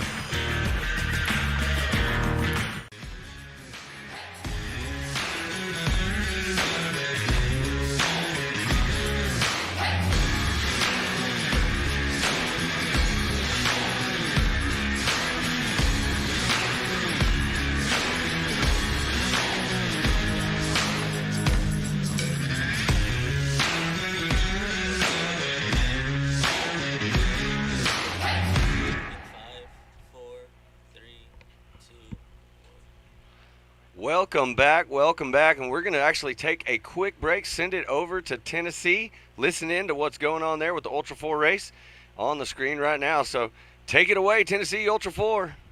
Last time we were there, weren't we? Yeah, He's racing. Well, he did the Southern route. double duty. He was doing short course, and then he did the rock bouncers in the 4400 car. In the 4400, and he did it side by side. Yeah, Yes. that guy's an animal. Anything he could do, he was just out there. That was good. Yeah, he'll be with us at Visions here in a little bit. He's definitely becoming a fan favorite of people that have not known who he was in the rock announcer world. Like Miles has said, you know, we've always heard his name and knew who he was, but we weren't sure, you know, all about him. Oh, Dustin Robbins and James Cantrell just came through. They were bumper to bumper. You can see on screen the drag race going into the Bronco Boulders. And I'm just getting some race-off information. It looks like Brian Stone has a broken spindle and knuckle, so he's going back to try to get parts, but it's going to be tough for him to get that back. And, that's Cody Martin. I did see it. So, yeah, Cody Martin having some part issues as well. Look at so the we'll dust, see how that Miles. shakes out. Man, the dust is thick down there for sure. Well, and Brian Stone was on his lid earlier, too, so more than likely something happened within that little rollover. And Scott Rains at Mid-America Outdoors right now tuning in, and they must be between races. He's enjoying it, so thanks for tuning in, Scott. Looks like Josh Spots is there, Damien, Kitty, Jared, Casey Park. So we got a lot of people tuning in all over the place. So thanks for tuning in and checking out all this amazing racing here for the 4 Wheel Parts Teardown in Tennessee at the Adventure Off-Road Park. It's awesome to see that Scott made it there. We were wondering if he actually made it because he was having issues getting his flight. It got canceled. He had a whole, over 24 hours he had to wait in Houston. That sounds miserable. Travel these days is a lot of It's always fun. something, isn't it? That sounds miserable. Yeah, definitely. We have some drivers walking back this way. Oh, and look at that. That is awesome. So Adam Kinnett is broke, too. I hate to hear that. Oh, no, there's Carson Atkins. Wow. So we got a lot of broken cars. There's Sarah Duffy on screen. Well, Drew, always a pleasure seeing you, buddy. Thanks for hopping in. I'm going to bring in one of our racers. You're going to stay around, right? Yeah, I'll be around. Cool.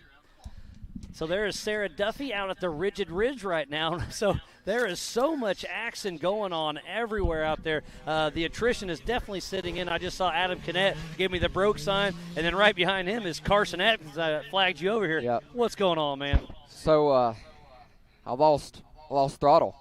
Well, you can't go throttle anywhere cable without broke. that. Yeah. And so you like a throttle cable then? Yeah. Well, I fixed it. Went about 30 yards, and the car wasn't steering, and I lost the steering rack. So. So no gas, day. no steering. Yeah. Bummer. Definitely can't make it through the rocks without a steering or throttle No, pedal. you can't. I'm gonna. At least it was cheap. Yeah, no doubt. So I remember a few years back, it was Toby Price running a trophy truck, and they broke a steering, and he's running over 100 miles an hour with a shoestring on the throttle. I don't know if you ever saw that video or not, but that's pretty wild. Did you do something like that, or how'd you fix it? Well, I got it fixed. I don't know how it happened. I thought I was going to have a tool, but I got it back in the little slot it goes in. And so it just popped out of the little Yeah, pretty much. So. Well, that's a bummer because I know that car's new to you. You've tore it down, fixed a lot of things with it, and you're finding the little we're getting the gremlins, kinks worked out of it, and we'll be ready for Mid-America. Heck yeah, you're there for weeks. Visions, right? Yep. Yeah, you and your dad will get it home, tear it back down, and yeah, it won't be much. The bolts is what came out of the steering rack. So That's it is all an easy fix. Okay. So did you forget to tighten them down? Nope. There's a. I'm just kidding. There's a brace. There's a brace that goes behind it that we need to start running. Gotcha. That'll keep it from loosening up. I was just messing with you, though. Yeah. I understand. You got to laugh, right? Yeah. Oh yeah. Just part of it. It's part of it. But I see the smile and. Well, I was running. I think I was in fourth. Yeah, you were running strong for quite a while. Yeah, we was working up through there. Cars was just broke down everywhere. I was just trying to stay in the race. Yeah, so let me catch you up. That number. I'm going to catch you up on broken parts. So 49-18, that's Matthew McIntosh. He's out there broke on course, trying to stay out of the way but still moving. The number 926 is Tyler Gibbs. Self-recovering. Number 470, that is Adam Kinnett. We just said he's broke, and now, we got you, Carson. Me. So I just got a text that you're broke out there. Just now. But I just talked to the guy right up here. That was Brian Stone they had on screen there just for a minute showing. Tough break there, but so what was your favorite? And welcome us back. All right, we are back. We just had a watering break. They're wrapping up some watering, and tell us a little bit about what we got left before we take our lunch break. Well, we've got Youth 1K coming up next, but right before we came back on, we got to see a lot of the action going on there in Tennessee. Man, I'm here to tell you, it looks like a great job by the production team down there. I was enjoying sitting there watching. I hope you guys at home enjoyed watching. there's a lot of carnage going on down there in them rocks, Yeah. as they suspected at the Ultra 4 race. JT Taylor put together a fantastic program and a race course down there. It was tight, had some rocks. People had some concerns about it. It changes your game when you talk about tires and parts and race pace. And being single track, it's important how you qualified. So there's a lot of elements that went into what's going on at the Ultra 4 racing today. They look like they're about to be at the end of the race for the UTVs. Yep. And looked like Jamie McCoy was out front, Jay Shaw in second, Mitch Wofford in third, and it looked like M. Park, I'm not sure who that was, followed by Dustin Robbins rounding out the top 5 there in Tennessee right now, currently at AOP in South Pittsburgh. Yeah, what a weekend. We got to give it up to this production team. You guys at home are getting to see 2 big races, 2 different states, 2 totally different things going on. But you guys have all the action right there, wherever you are, tuned in. We're glad to have you. Joey and myself having a good time out here. Sweating a little bit, but you know what? We're making it. It ain't too bad. We got a nice breeze right here on this hillside where we are, where everybody hangs out. We're just right there with those guys. And we absolutely having a blast. Yeah, and having a good time. We're already planning our lunch at the steakhouse. Yes. We're already going through the menu right now. That's right. We're going to go get our food. That's right. We're going to sit by the pool. Yep. I may even jump in for a few minutes before we come back and hang out with y'all this afternoon. Well, look out. I like that idea. That's a good plan. Look at that beautiful shot. The fan zone there. Everybody hangs out underneath those in that white covered sitting area there. Joey and I are right behind it. You can see the production trailer on the hill. And if you look to your left, up there on top of the hill, you'll see that gigantic water park, man. That thing is cool. If you're staying on property here and you have a cabin or you got an RV site, whatever, you have full access to the pool. And it's super cool. Yesterday we floated that lazy river. My little 3-year-old got to go out and play. We got a brand new splash pad up there. Mm-hmm. So if you got some awesome pictures there. Yeah, smaller kids. There's some good like pictures on your phone of me as well. It was kind of weird. I woke up this morning, my wife texted me all these pictures of Joey. I'm like, what's going on? When you ask me to take a photo with your phone, you can guarantee that the first time I'm going to do is flip that camera, and you're going to get about 70 selfies real fast, and then I'm going to flip it around, and I'm going to video you and see how long I can get you to stand still. Yeah.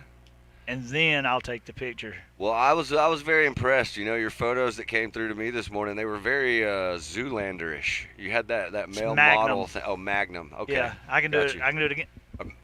Oh, there it is right there. There it is. You guys at home didn't get to see that. That's probably a good thing. Yeah, you missed it. Luckily, the cameras were not on us. They were not on us, which they could come to us, I guess. I mean, I don't know if we're that bad of a visual, but we try to represent Mid-America to the best of our abilities. And yeah, we do. Thankful for the opportunity. Right now, you see the drone shot flying in there, and they are flying over to our next staged class. Yeah, we're getting ready.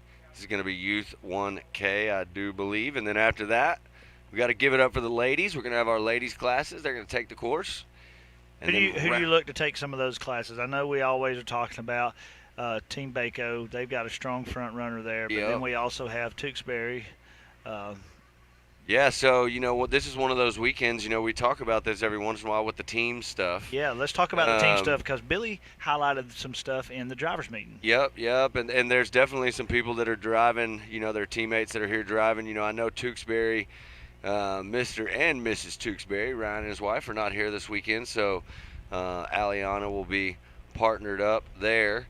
And I do believe that Ryan's partner here, I believe it's I think Ryan's partner is Cheney, I want to say, but yeah, he's here this weekend. He's going to run the race for Tewksbury. Tewksbury's probably at home watching. I hope he can hear me right now. He sent me a message this morning.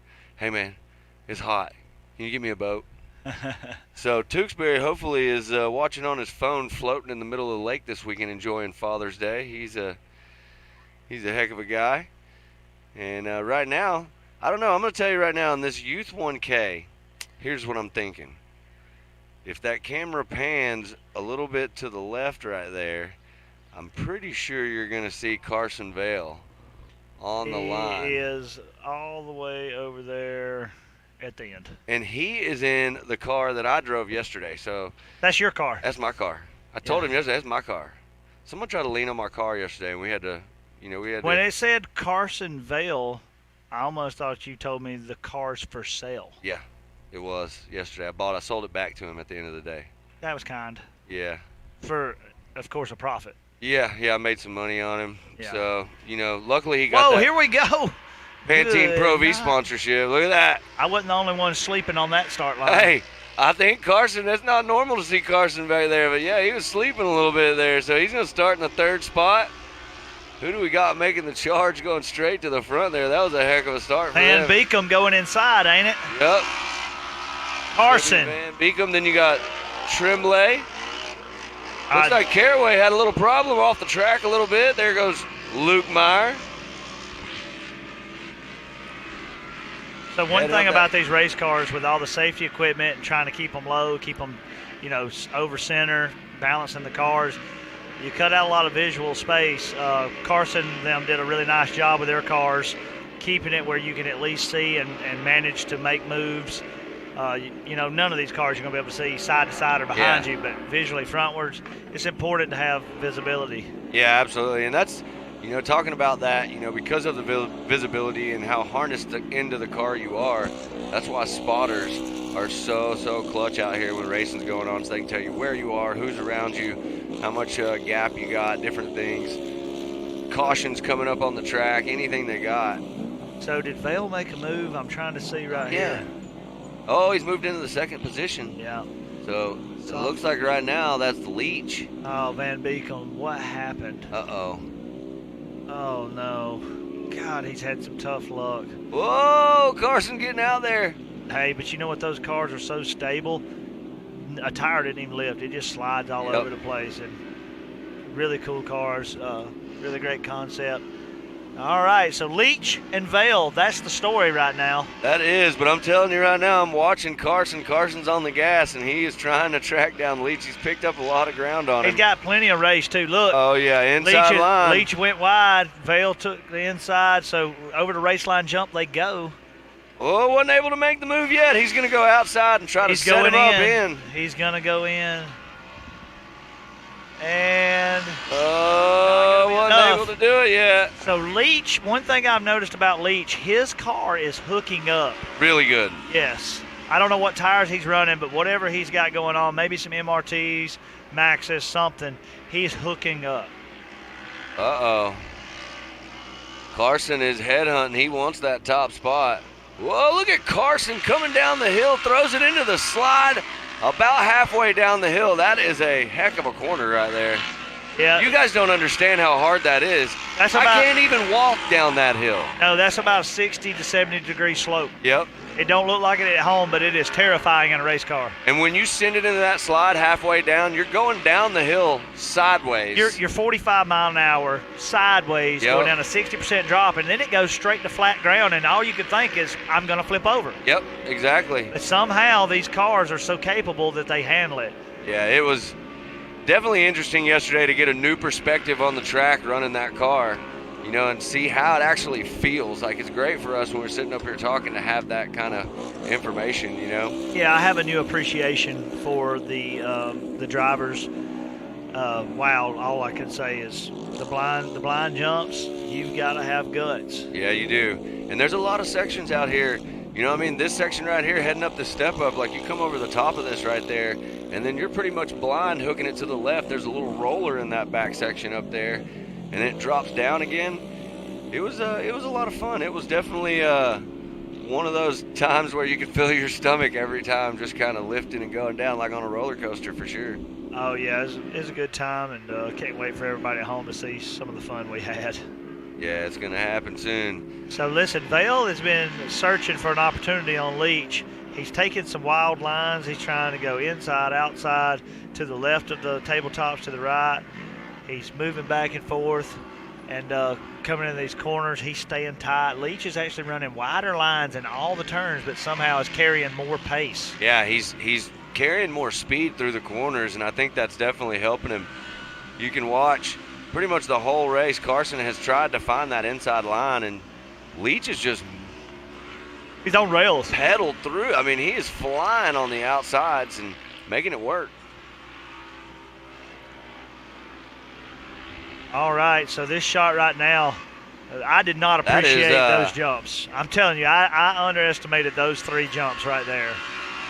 And even the race line, you got to have some real guts to send it. Big jump. Big jump. Right now on the screen, we're getting to see that's Luke Meyer and Caraway battling it out.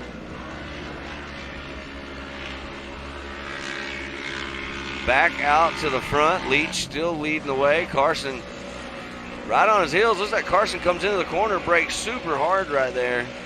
Yeah, and you know, one thing about Carson's cars that I learned is he's got good brakes. Definitely got good brakes. I never raced a race car with brakes before. Every time I ever build a race car, I'm always like, I'm not going to focus on brakes. I'm not going to need those. But the key is, and I learned this from Gas Monkey Garage, old Aaron. Yep, Aaron Kaufman. You're going to have big power. You got to have big stopping power. That's right. Look at that. There you see. Oh, looks like chunking a rock right there. I love the American flag, flying an American flag. Van Beekem, patriotic as can be. Yep. So right now on the track, Leach leading the way, Vale running in second, Van Beekem in third, and then my buddy Tremblay running that 4th spot. There's Crown Racing's Ty Lukemeyer. Crown Racing. Kobe Caraway. They've got a great team up here. His youngster right there running in that 6th position. And then we got Speaks rounding out the 7th spot on the track. Oh, yeah. I'm getting excited, though. Yep. We got the ladies coming up next, and then after the ladies, it's Pro Turbo time. So how's your feelings about Pro Turbo? I know Cody Martin's really had his head in the R&D better in his car. You know, Cody is he's always putting in work. He always wants to get faster. I know Scott Champion, they've been working hard. He wanted to get some more speed out of his car, too. You know, all these guys, it's so hard to even say who's going to be where in that Pro Turbo class, because you got to think you got Cheney and Martin and Scott Champion and you know, Baco. I mean, Kanan. Like, there's just so many people. Ash LaCroix, boy, like Alabama boy himself. Like, there's so many people in that class. It could really, literally be. Oh, anybody. what just happened? Oh no! Look at Carson. That front left wheel. Oh. He's got an issue. That's your fault. I did that. I hope he's going to blame me.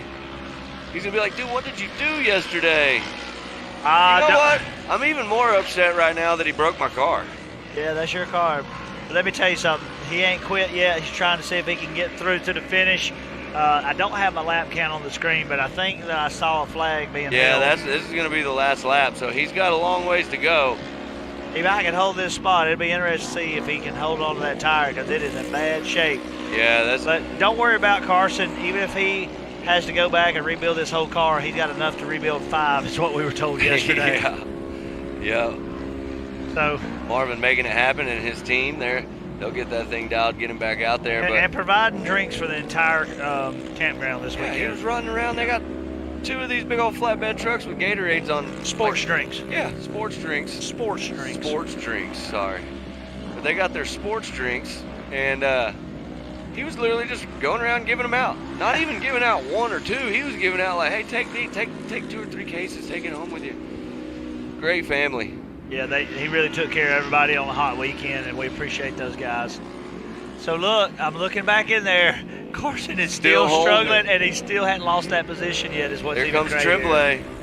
So Van Beekem getting back in that top tier. He's in second now. Yep. What a way to fight. He fell as far back as the 5th and fought all the way back to second. That is a story.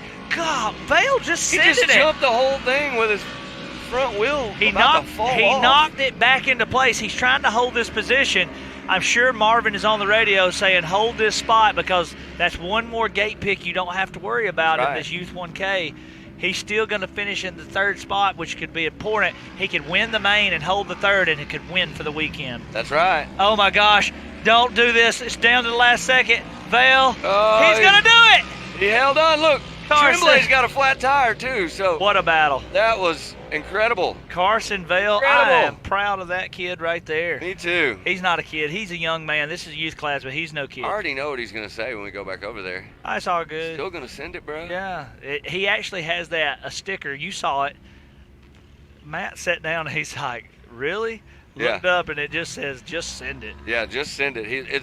his motivational message. I thought it was special to me, but apparently it's always in there. All right, so Leach, Van Beekom, turn around with Vale, Tremblay, Luke Meyer, Caraway, and Speaks. I don't know what happened with Speaks there. I didn't follow the whole part of that. I was so excited watching that battle up front with Leach just absolutely putting a clinic on. Guess what time it is, Joey? It is women's time. Time to do it for the ladies out here. We're going to get them lined up, Turbo and NA ladies. So a lot of these ladies, just about every single one of them, honestly, racing another class. They mix it up with the guys, do well. Well, we saw Bree Seek and Josie Watkins and those girls running earlier, run at the front of all their packs. And Kendra, she races out there in another class, I believe, from time to time. Expert Turbo. So you got these girls, they're not just racing in the women's class. They're caliber, they race with anyone. Anybody. But we just offer a women's class just to have an extra offering, and they all take advantage of getting to race double, and good for them. Yeah, it's more seat time, more track time. They love that. And I'm excited to see this one. We'll get to see, I believe, like I said, the teams will come into play on this one. So Aliana Baker will be driving for her partner this weekend, Lacey Tewksbury. That'll be cool to see. And then coming up in Pro Turbo, we'll get to see some more of it. We might have already had some other teammates and stuff out there driving this weekend, not sure. Yeah, there's some others out there, but what Billy said in the driver's meeting, I don't know if I covered it earlier, your teammate can't just race one race. Yep. They have to race a minimum of 3. So when you have a minimum of 3 races requirement, that means, all right, we're in round 4. And if you've not raced yet and it's round 4, you have got to start racing with your teammate because you're running out of time. All right, we just left the line. Time to go back to the track. Let's see what we got. See, we get those little split seconds of the beauty that we offer up here, but now back out front. All right. That looks like Kendra Hoop. Mid-America Kendra Hoop. Mid-America Ambassador. Uh-oh, what's going on up there? Uh-oh. Is that's Aliana. Yeah, that's. She got spun out. Got spun out at the top of the hill there. Maybe in limp mode now. Oh, here we go. I hear it coming. Still a lot of race for a racer like her. So this is going to be your Women's Turbo. Yep. Kendra Hoop showing us how to get it done. She broke out there and just run off, left everybody quick. There wasn't, like we said, looked like there was some collision or something going on. And something's still not quite right with Tewksbury's car, which Aliana Baker is piloting. Yeah. Something. Oh, it looks like oh, no. Two-wheel drive. Trying to get it going. When we raced, I felt like there was a shortcut I found right there where she's at now. You can turn left and just spin around and come on back. And I feel like it worked out for me. I feel like the drone caught that perfectly when we did it. We'll see. We'll get the video footage out there a little bit later on. Kendra Hoop, Mid-America Ambassador, leading the charge. Smith running in second. And Ben and I in the 3rd position. Look at that, Jen Mayo in the 4th spot. And there is Crystal Rowden in that 5th position right now on the track. Rowden family is an awesome one. We've had some fun with them this year. Mom and daughter do some racing, and we like to instigate it. They made some bets, and one of the bets was if the daughter won, she didn't have to do dishes or something. If the mama won, then the daughter had to do all the laundry. All the laundry, that's right. Well, the mama ended up doing the dishes and the laundry, from what I heard. That's how it works. But I saw Mom. I think Mom who had knee surgery. She did. Yeah, that's right. Getting all recovered, gonna get back out here, but right now, right over the top of the 917, that's Kendra Hoop coming down that big hill. So Aliana Baker has caught back up with the pack now. She is trying to overtake. Oh no! She did. Do you see what I see? Kendra Hoop may have smoked the belt on that landing. Yeah, it looks like there might have been an issue there. We got to get her an Ultimax belt. There is Aliana Baker. Moving in. So that second spot right there, what's that car number? Second position right now looks like 14. Yeah, Smith. Yeah. Running a great race. Separated herself from that second pack. Oh, Mayo just got overtaken by Tewksbury. That's Aliana Baker in Tewksbury's car. moving into that 4th position. Looks like finally got that thing going. Now she's moving in, going to try to take over Nye. Ben and Nye. All I think when I see B. Nye is Bill Nye, the science guy. The science guy. My hero. That's right. Look at that, heading in the back section of the track. I am just impressed with Kendra Hoop. Wow, look how far out she is. Half a track. She is literally just making race pace whatever she chooses. She can cruise for the next couple laps, and she is confidently going to be your pole setter. Oh, no. That smoke, every time she goes to jump, we're getting extreme smoke. I think it's coming out of her exhaust. We're going to see. She's blowed an engine. So we're about to see Kendra Hoop have to dial this thing back. She has got something going on. When she's getting in the gas, as she rolls into the gas, she is blowing smoke. Everywhere. Yeah, it's unfortunate. But what this may allow is it may allow a unique opportunity for Smith to move into the top spot. That's right. And look at what's just happened as they come out of the backstretch now. Aliana Baker is confident in 3rd place. Yeah, Aliana's making moves. Whatever happened there at the beginning slowed Aliana down a little bit, but not now. No, not now. She's a fast racer. She's a skilled racer. She's been doing this a lot a of few time years. left too. Yeah, there's 2 more laps. So hey, you see Kendra Hoop. She's still smoking. Yeah, but she's actually not moving slow. She's still race pace. You know, that's one thing we've talked about a lot here, whether it's an engine, a wheel, a tire, whatever it is, no one, whoa! It's getting slick up there. Yeah, it is. There's no doubt about it. And I think that's what got Aliana at the start. I don't think anybody really hit her. I think she just lost it. The power delivery between the turbo and her naturally aspirated car is 2 totally different machines. Yep. And look at this. She's already moved into the 3rd position on the track. Yeah, and she's running down 2nd right now, and so Smith can't be making any more mistakes like that. And, of course, they're both edging in on Kendra Hoop. She's given up probably 10 seconds of her lead. There you see Jen Mayo. Yeah. Looking sharp. Now, remember, this is just a heat. If you're just tuning in, this is going to see them for their gate pick and how they're going to start. So you still have an opportunity in the main race. Even if you got a 3rd gate pick, it doesn't mean that you're at a huge disadvantage. Maybe it may not be the one you want, but you're all going to be on the front row, so it's all going to be hard racing at the end. So right now it's important that nobody's blasting their car and just overdoing it. That's exactly right. So Kendra Hoop, Smith, Aliana Baker driving for Tewksbury. So that's a heavy team right there. Yes, it is. Lacey Tewksbury, Aliana Baker. That's a good one. And the Tewksbury car is a beautiful car. We didn't think there was really anything wrong with it. I think it just took her a second to get her bearing straight. But, man, Aliana's hunted 2nd down right here, and they're both coming in on Kendra. So look at Kendra now. She's dialed it back. She had to. She is literally, I think, on the last leg of this engine. And look, I believe there's still going to be another lap. So Smith we're about to come in for Tewksbury, white. So Tewksbury's car, which is being piloted by Team Baco, Aliana Baker right now, is about to make a move right before the raceline jump, and she is probably going to be able to take it in the last turn before start-finish if she sets herself up correctly. And she did. She's outside, going to go in.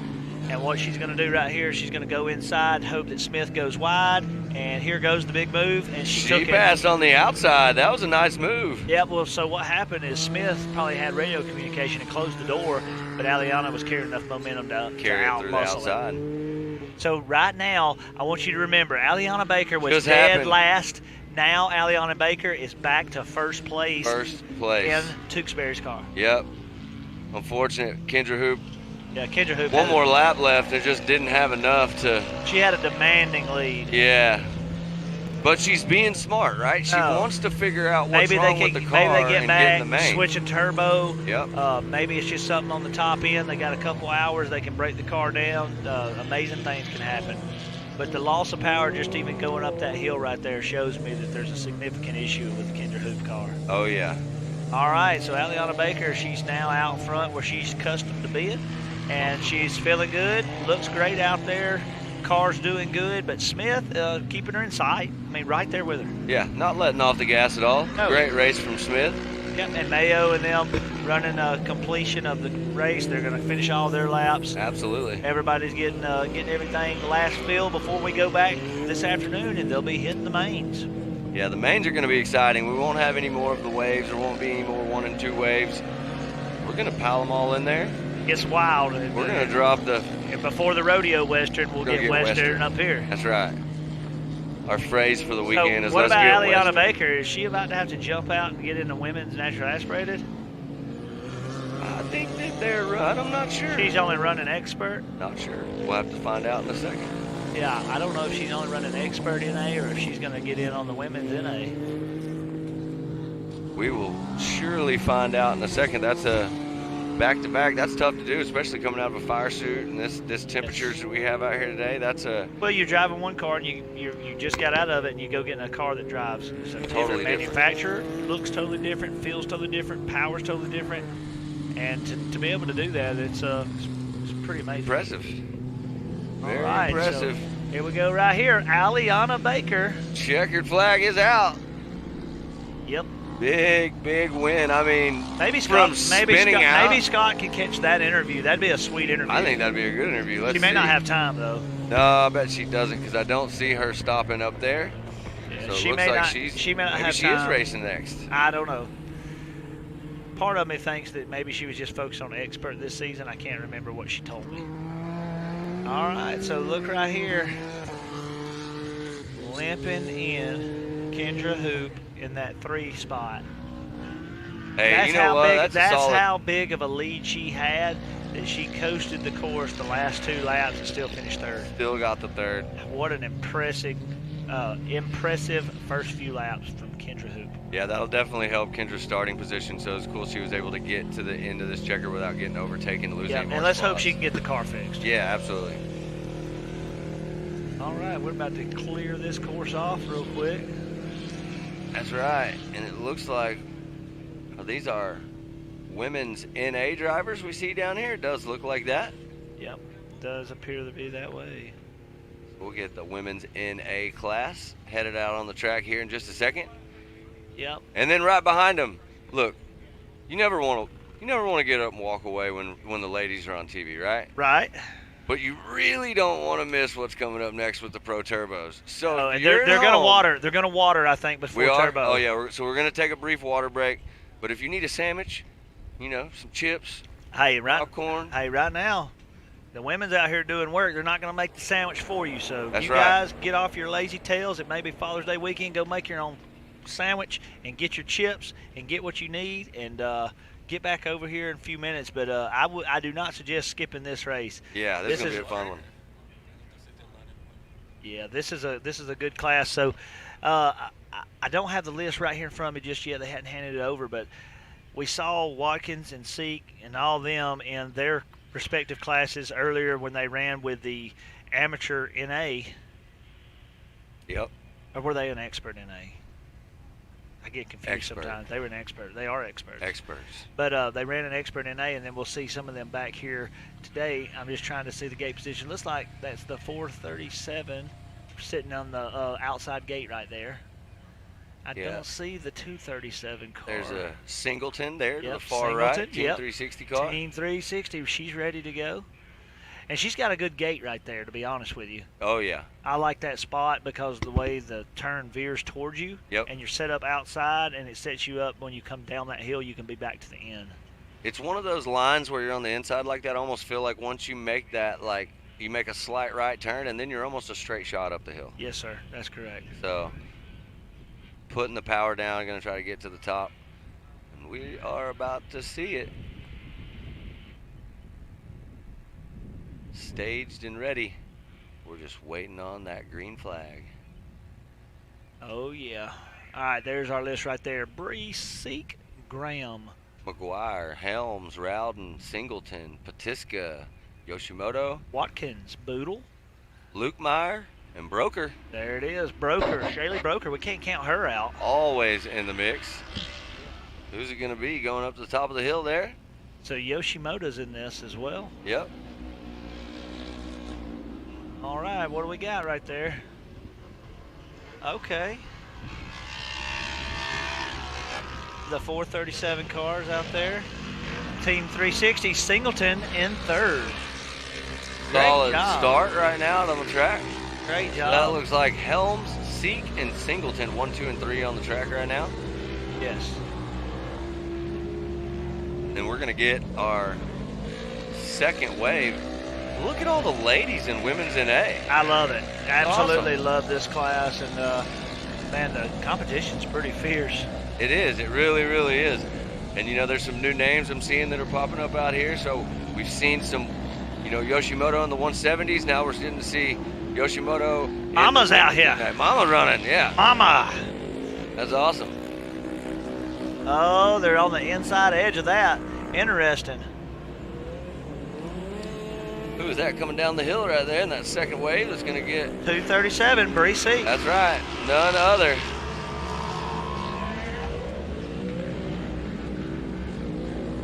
All right, look at that change right there. Owen got it back.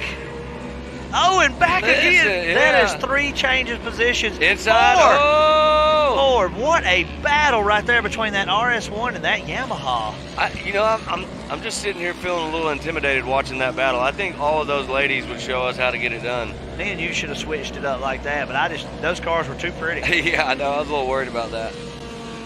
Look at Singleton out here holding third. Yep, looking good. Great job. 360 driver.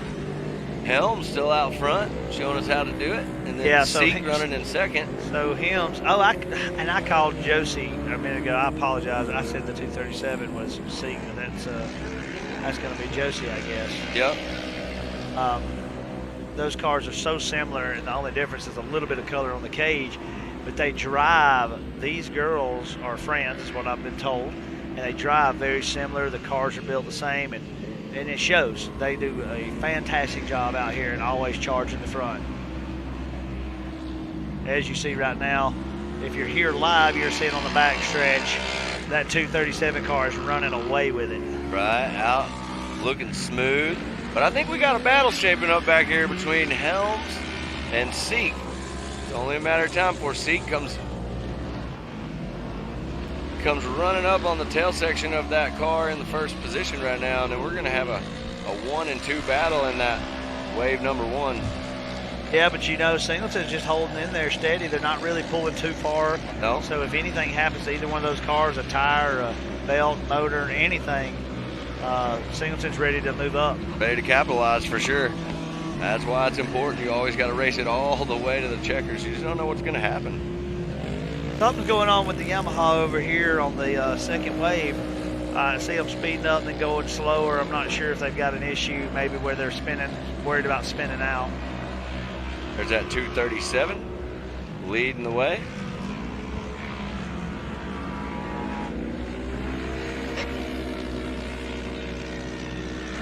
Oh, yeah. It looks like Josie Watkins with Shaylee Broker charging. Oh yeah, Shaylee's she's definitely charging hard in that second wave. You know, she has a lot of experience. I don't know if it's that car. It may be, we can look after the fact, that may be my old RS1 that ended up in their hands. And then the turbo RS1 I was telling you about also is in the broker village as well. Yeah. I don't know what they do with it these days. But basically what you're saying is they like to buy your cars because they don't get them from me. I sell them to other people, and then they end up finding their way to Caleb, and Caleb gets 5-star tuning to take care of it. Yeah. And this car that Shaylee's driving right now, 5-star definitely did amazing tuning on it. Changed the game for that program as well. All those Warpath racing cars, and doing a fantastic job. And if 5-star's listening in, we miss you. Wish you were here with us. We'll see you soon. Yep. He'll be out here for Visions. If you're just tuning in, we'll tell you about Visions. It's coming up in under a month, a few weeks away. We got some action-packed days of racing. You don't want to miss out. Check out the website. Check out social media. Get the app. Get the MAO app. We absolutely are gearing up and ready. Everything's full system go as we are nearing the second inaugural Visions event. Getting excited. Annual. I said inaugural. That means first. Yeah, that's not. Can't do that. Annual. We've already had. Well, it's the inaugural 2022. That's right. The first one this year. Yeah. For Vision. Yeah, that's right. You got that part right. Hey man, listen. If you try hard enough, you can make anything right. Anything. right now, your women's NA class, all the action on the screen. Look at this battle right here. Oh, something happened to that car. Oh, no. No, this is unfortunate. Rolling backwards on race course. Wow. I hate to see that for any competitor. Josie just waving as go by. Sorry about your luck. I got a race to win. That's right. Shaylee's going by. Flaggers are out there throwing the flags for the local caution, trying to keep everybody safe on the track. Safety is our top priority. Without a doubt, it goes into everything we do. It's always at the forefront of planning, and just the track safety team and everybody out here has done a fantastic job all the way down to the tech inspection. And it's one big system, and it all has to work together. Yeah, I'm impressed. Helms has turned in some really fast lap time, about 3 seconds faster than anybody on the track right now.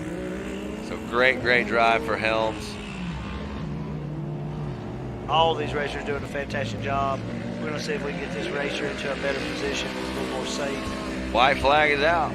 Look at Singleton holding on there. I love the color. Where do you think that color inspiration came from? Maybe from a van I saw. It's still different, so I'm not going to take all the credit there, but I feel like the van has become we got popular. another one on course with a flat tire Yep, right there. we saw that. Mapping their way through.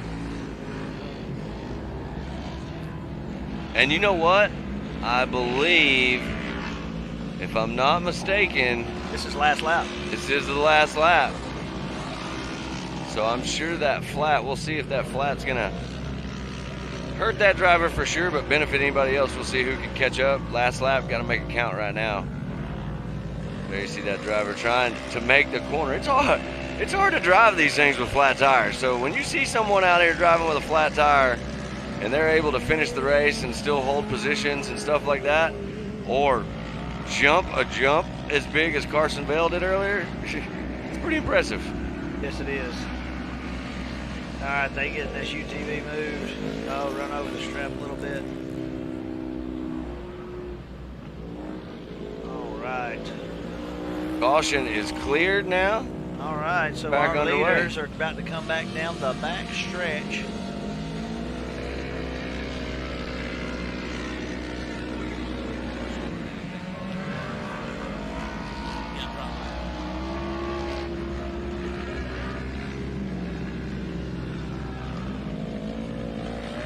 The ladies getting after it. They are. I know I've been quiet, but I'm really just sitting here watching three different amazement. battles at one time. But I tell you, I sure am proud of your leader in the first wave, and I'm really proud of Singleton. Yeah, I am. All these ladies have put in a heck of a drive out here today. Very impressive, and you know, even look, Singleton coming around the backside of the track there, looking nice and smooth. Yes. And it looks like our leader Helms is going to be coming around right now. Checkered flag is flying. There it is. Helms takes the checkered on that one. Great job. Followed up by Reseek.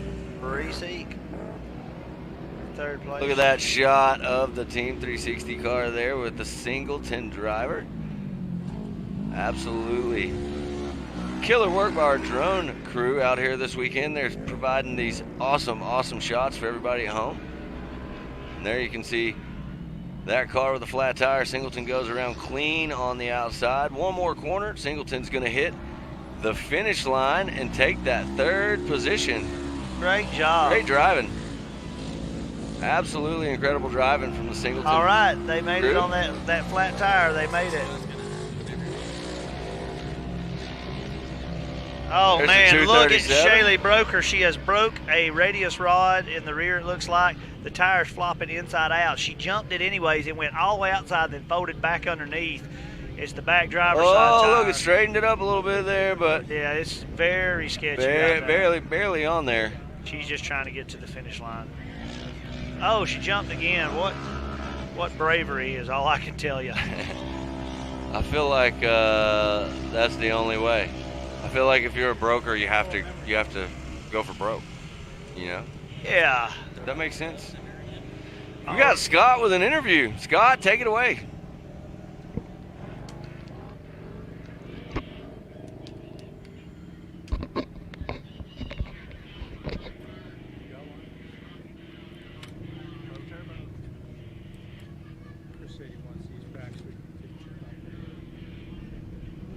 You look way too clean.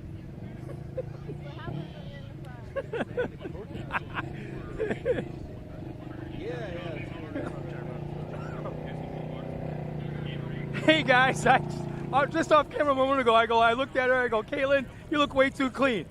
That's what happens when you finish up front. Hell of a run out there. I'm sorry, but I gotta say this. I gotta go there.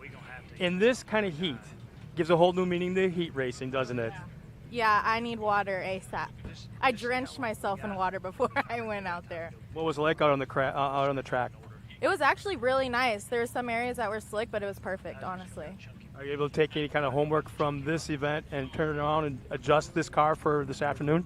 Yeah, I think we'll probably tighten up the shocks in the back end, but it ran great. I tell you guys, this is confidence right here. She doesn't look like she's sweating. She doesn't look like she's tired or hot or any of that. This car looks like it's almost ready to go. So good luck this afternoon, Caitlin. All right, looks like we are back, and I had misspoke earlier. I had said that we were going to water. I think they made a executive decision. I am not the race director, and I am not a track specialist, and it did hold up after that class, so they decided they're going to go ahead and run Pro Turbo, it looks like. Oh, here we go. Well, we got to get this one right here off the top of the course. We got one person on the track. We'll have to get that clear. Yep. Looks like she lost a whole front tire and the other side too. Maybe a steering rack folded them in. Are they going to possibly get a sight lap right here? What do you think, Joey? They might. Sometimes they let these guys do that. I'm not really sure what they're going to do, but we've seen them do things like that before. Got them loaded in right here. Looking at this line.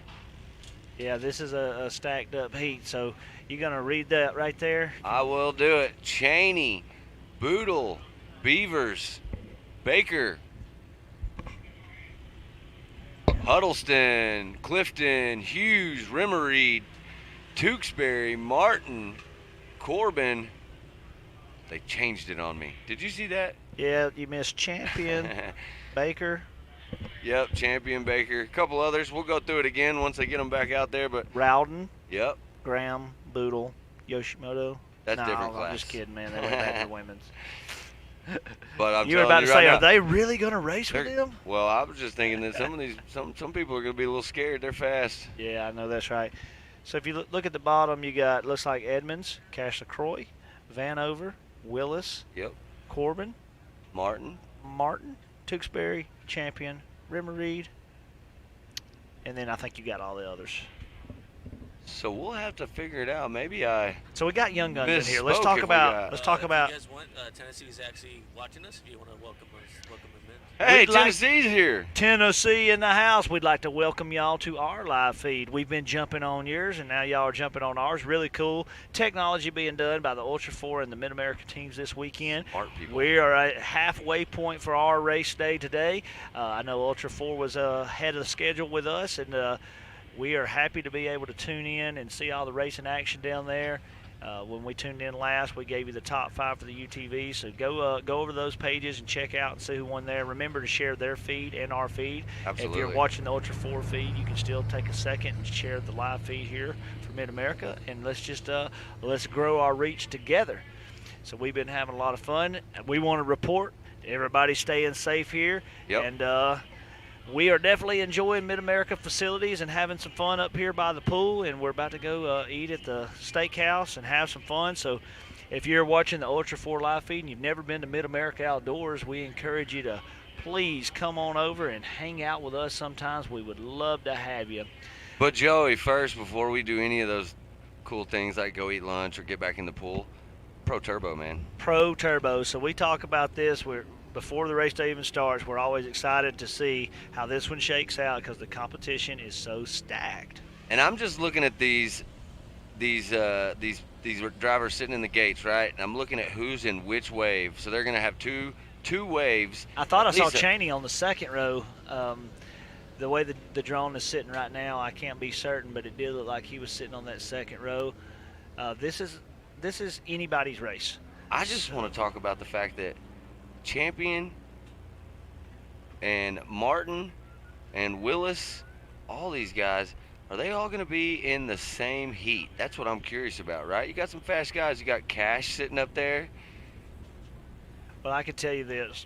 There is definitely a element around Pro Turbo where everybody respects each other and knows they're fast. They know their car's fast. There is a mutual respect given, and they don't jaw off a whole lot. They keep it real professional, pretty tight-lipped. They're kind of even secretive to the point where they ain't telling nobody, yeah, I made this adjustment, that adjustment, I got you this time. There's really not a lot of that. It's real quiet, real professional.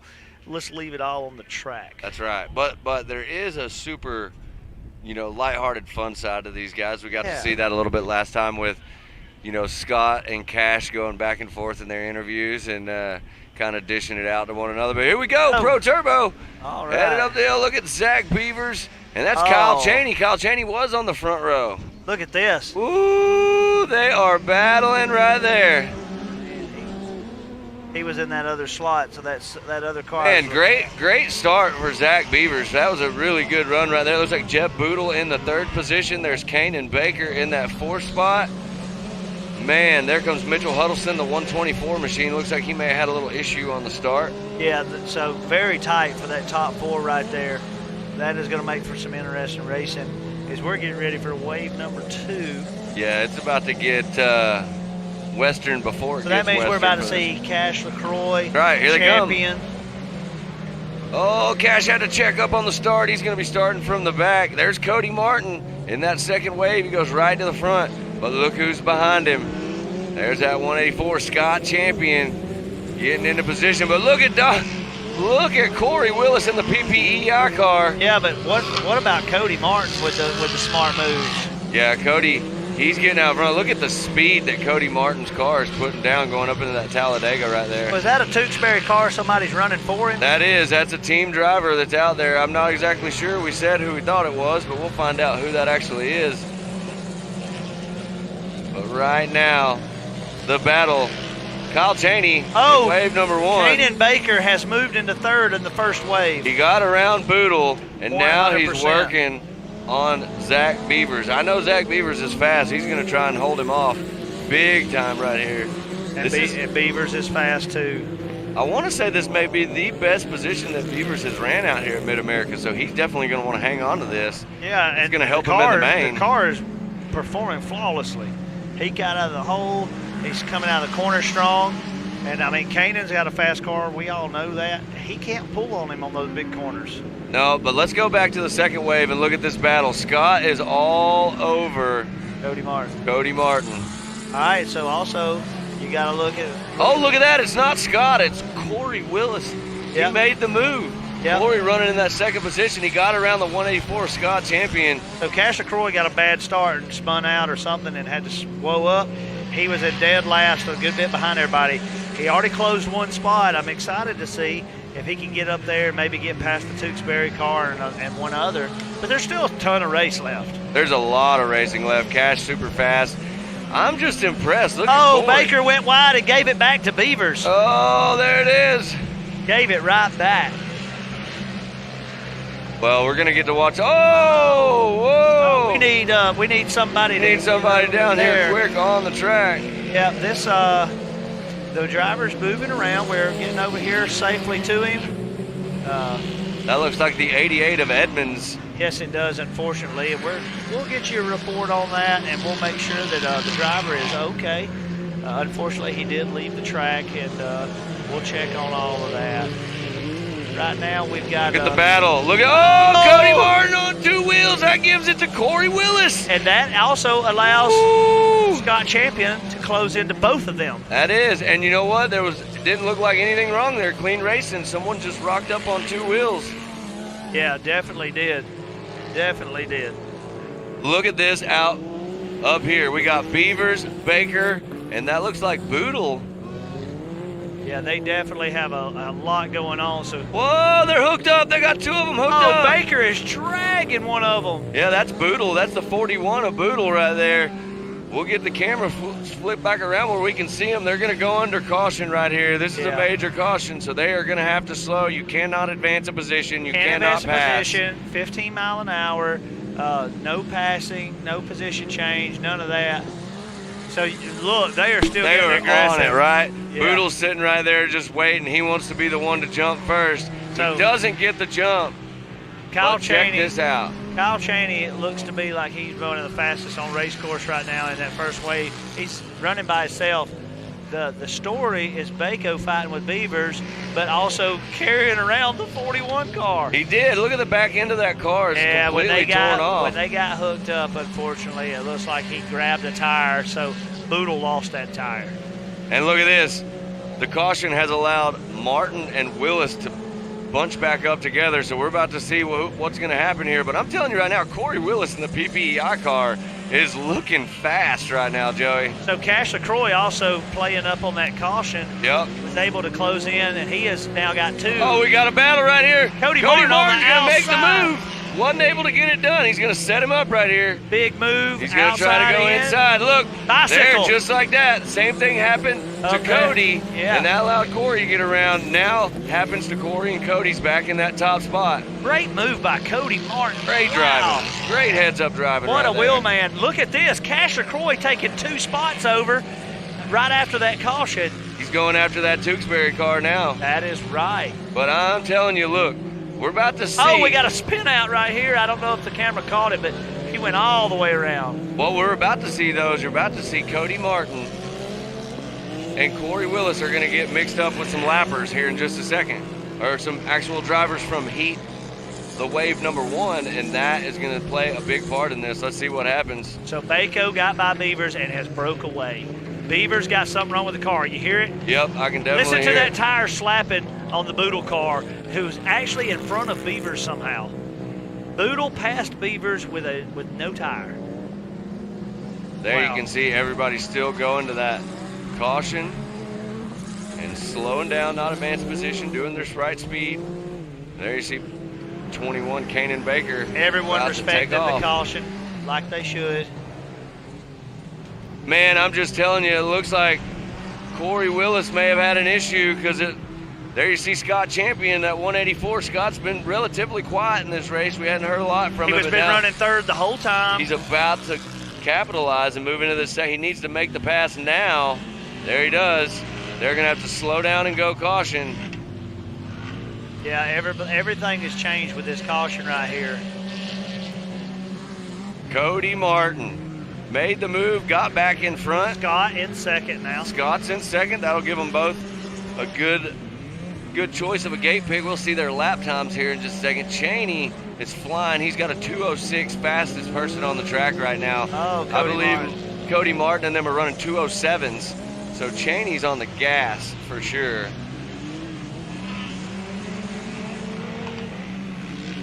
So there's traffic for Scott. I don't know that he's got enough time to still run down to catch back up to Cody Martin. Yeah, he's going to have to get around these guys and try to make some moves fast. It looks like right now, there goes Scott. He's going to take that outside line. Gets one of them. Needs one more. Oh, right in front of him. We got to roll over back on all fours. Let's see. Give it to us. Give it to us. Come on, Put in drive gear. out. Put in gear and let's go.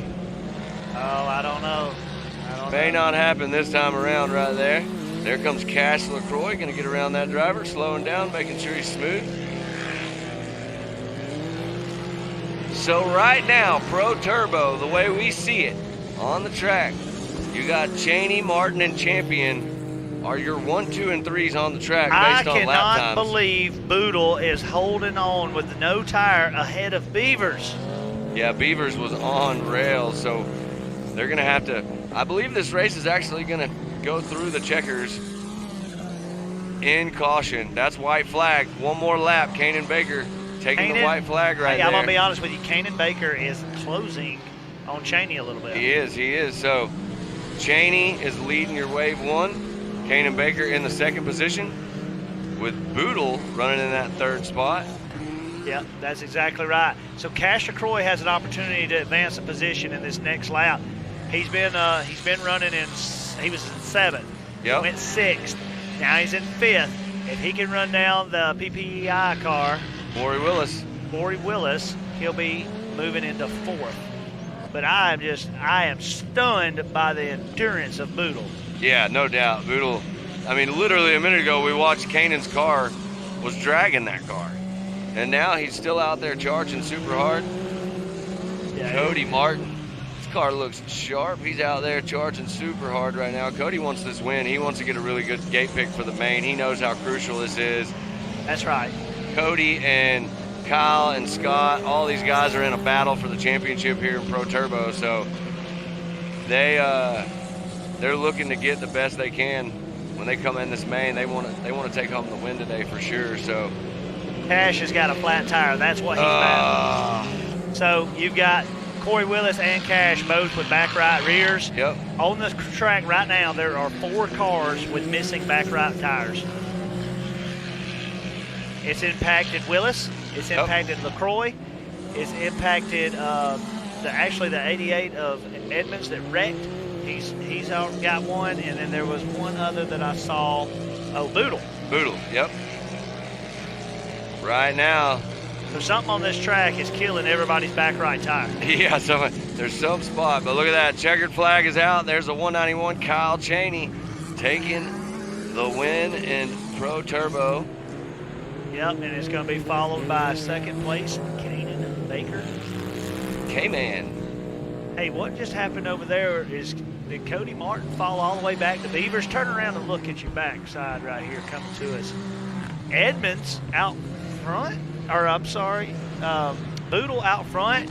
Martin fell back, and Beavers took him. What did we miss? And where is Scott? I actually think what happened is Cody Martin just passed all the way up into wave number 1. Oh my goodness gracious. All right. So Cash LaCroix is trying to take Corey Willis before this finish line, both with flat tires, just so he can get one more step up on that gate pick or maybe get on that front row. I don't know if he's going to be able to do it, but they're both moving with flat tires. He can't pass in caution, so he's got to make the move right now. It has to happen before the jump. Nope, it will not be enough. Nope, they're not under caution anymore. Oh. But I think that played a part. I think they were still concerned about that. Yeah. And that allows Corey Willis to take that checkered flag right in front of Cash. All right, so I'm just going to throw out some names right here, right now. Looks like Cody Martin was your fastest man. Cody Martin, a 2 flat. Yep, and then Cheney, champion. Hey, we got an interview, Joey. Let's send it up there to Scott real fast. I believe he's got Kyle Cheney. Oh, awesome. Up there, we're talking off camera that you're not sure if you had the fastest lap time due to a yellow flag area. But what was the track like this afternoon? Oh, they did a great job with the track. You know, it's been hot, all day, and they watered it all night. There wasn't really much dust out there. It was really good. Track was really good. There was caution every lap. Every single lap there was a caution. We couldn't really even get around the track without a caution. Like I said, they do like a combined time together, and I'm pretty sure I probably don't have it because we got into a yellow flag the last lap that the second group didn't get a catch. So, either way, we got a good starting position. So, we won our heat, and we'll have a good starting position for the main. Is the heat affecting you guys out there at all? I mean, it sucks when you're sitting back at the pit. You're in the pool. It's great. So, were you able to take anything from I'll call this qualifying, to put to the car this afternoon? No, my car was really good. I felt like it was really good. We had plenty left in the tank to go, so we had a good lead and just kind of cruised. Did you happen to notice that there's 3 cars, maybe even 4 cars out there, right rear flat tire? Does that kind of concern you a little bit? Was there one spot in the track that was causing this, or just the right rear is just chunked up the way it usually is? Yeah, there was a big hole out there in a left-hander. I just made sure to go through it really smooth, especially once I got a good lead. I was just really smooth in the corners where I thought could puncture a tire. Well, best of luck this afternoon. Time to put this thing in and do some homework and get it ready to go for this afternoon. Yep, thank you. All right, Kyle Cheney, guys. Keep your eye on this man. That's where I'm putting.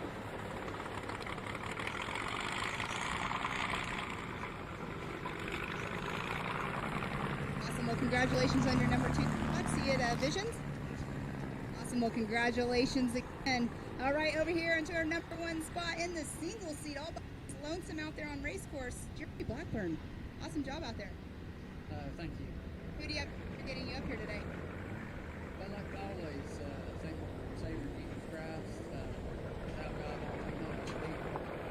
Thank God for allowing me to race. Big shout out to Nate Martinez.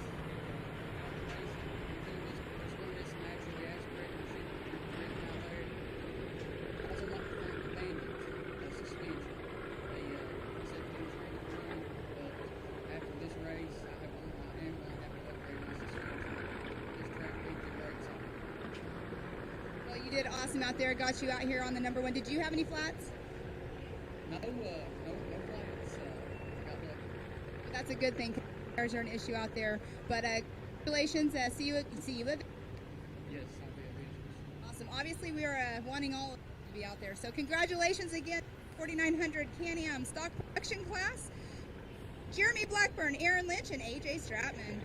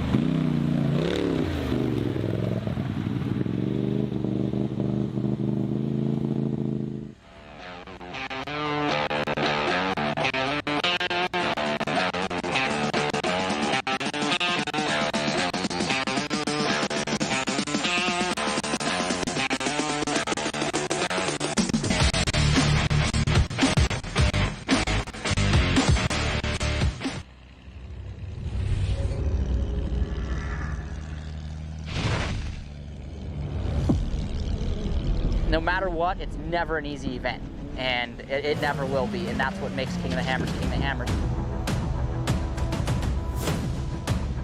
Tire choice is everything. I mean, to have a tire that's reliable and consistent and drives well out in the desert, but yet when we get to these crazy rock sections, still has grip and performs, and we can hit these sharp, jagged edge rocks and not have a problem, is what we need. And the Rockzilla is definitely our second to none when it comes to the UTV tires. And it just speaks traction. It's got big lugs hanging off the side. It's got big lugs down the side of the sidewall of the tire. If you're gonna look for something that makes traction and is gonna grip in rocks and dirt and everything, you look at a Rockzilla and go, man, that thing looks like it's gonna do the job right there.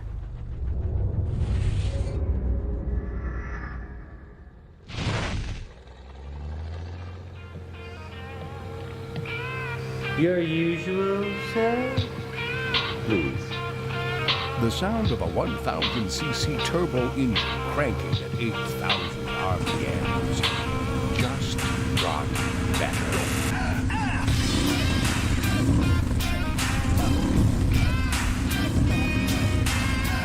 HMF, the official sound of the off-road.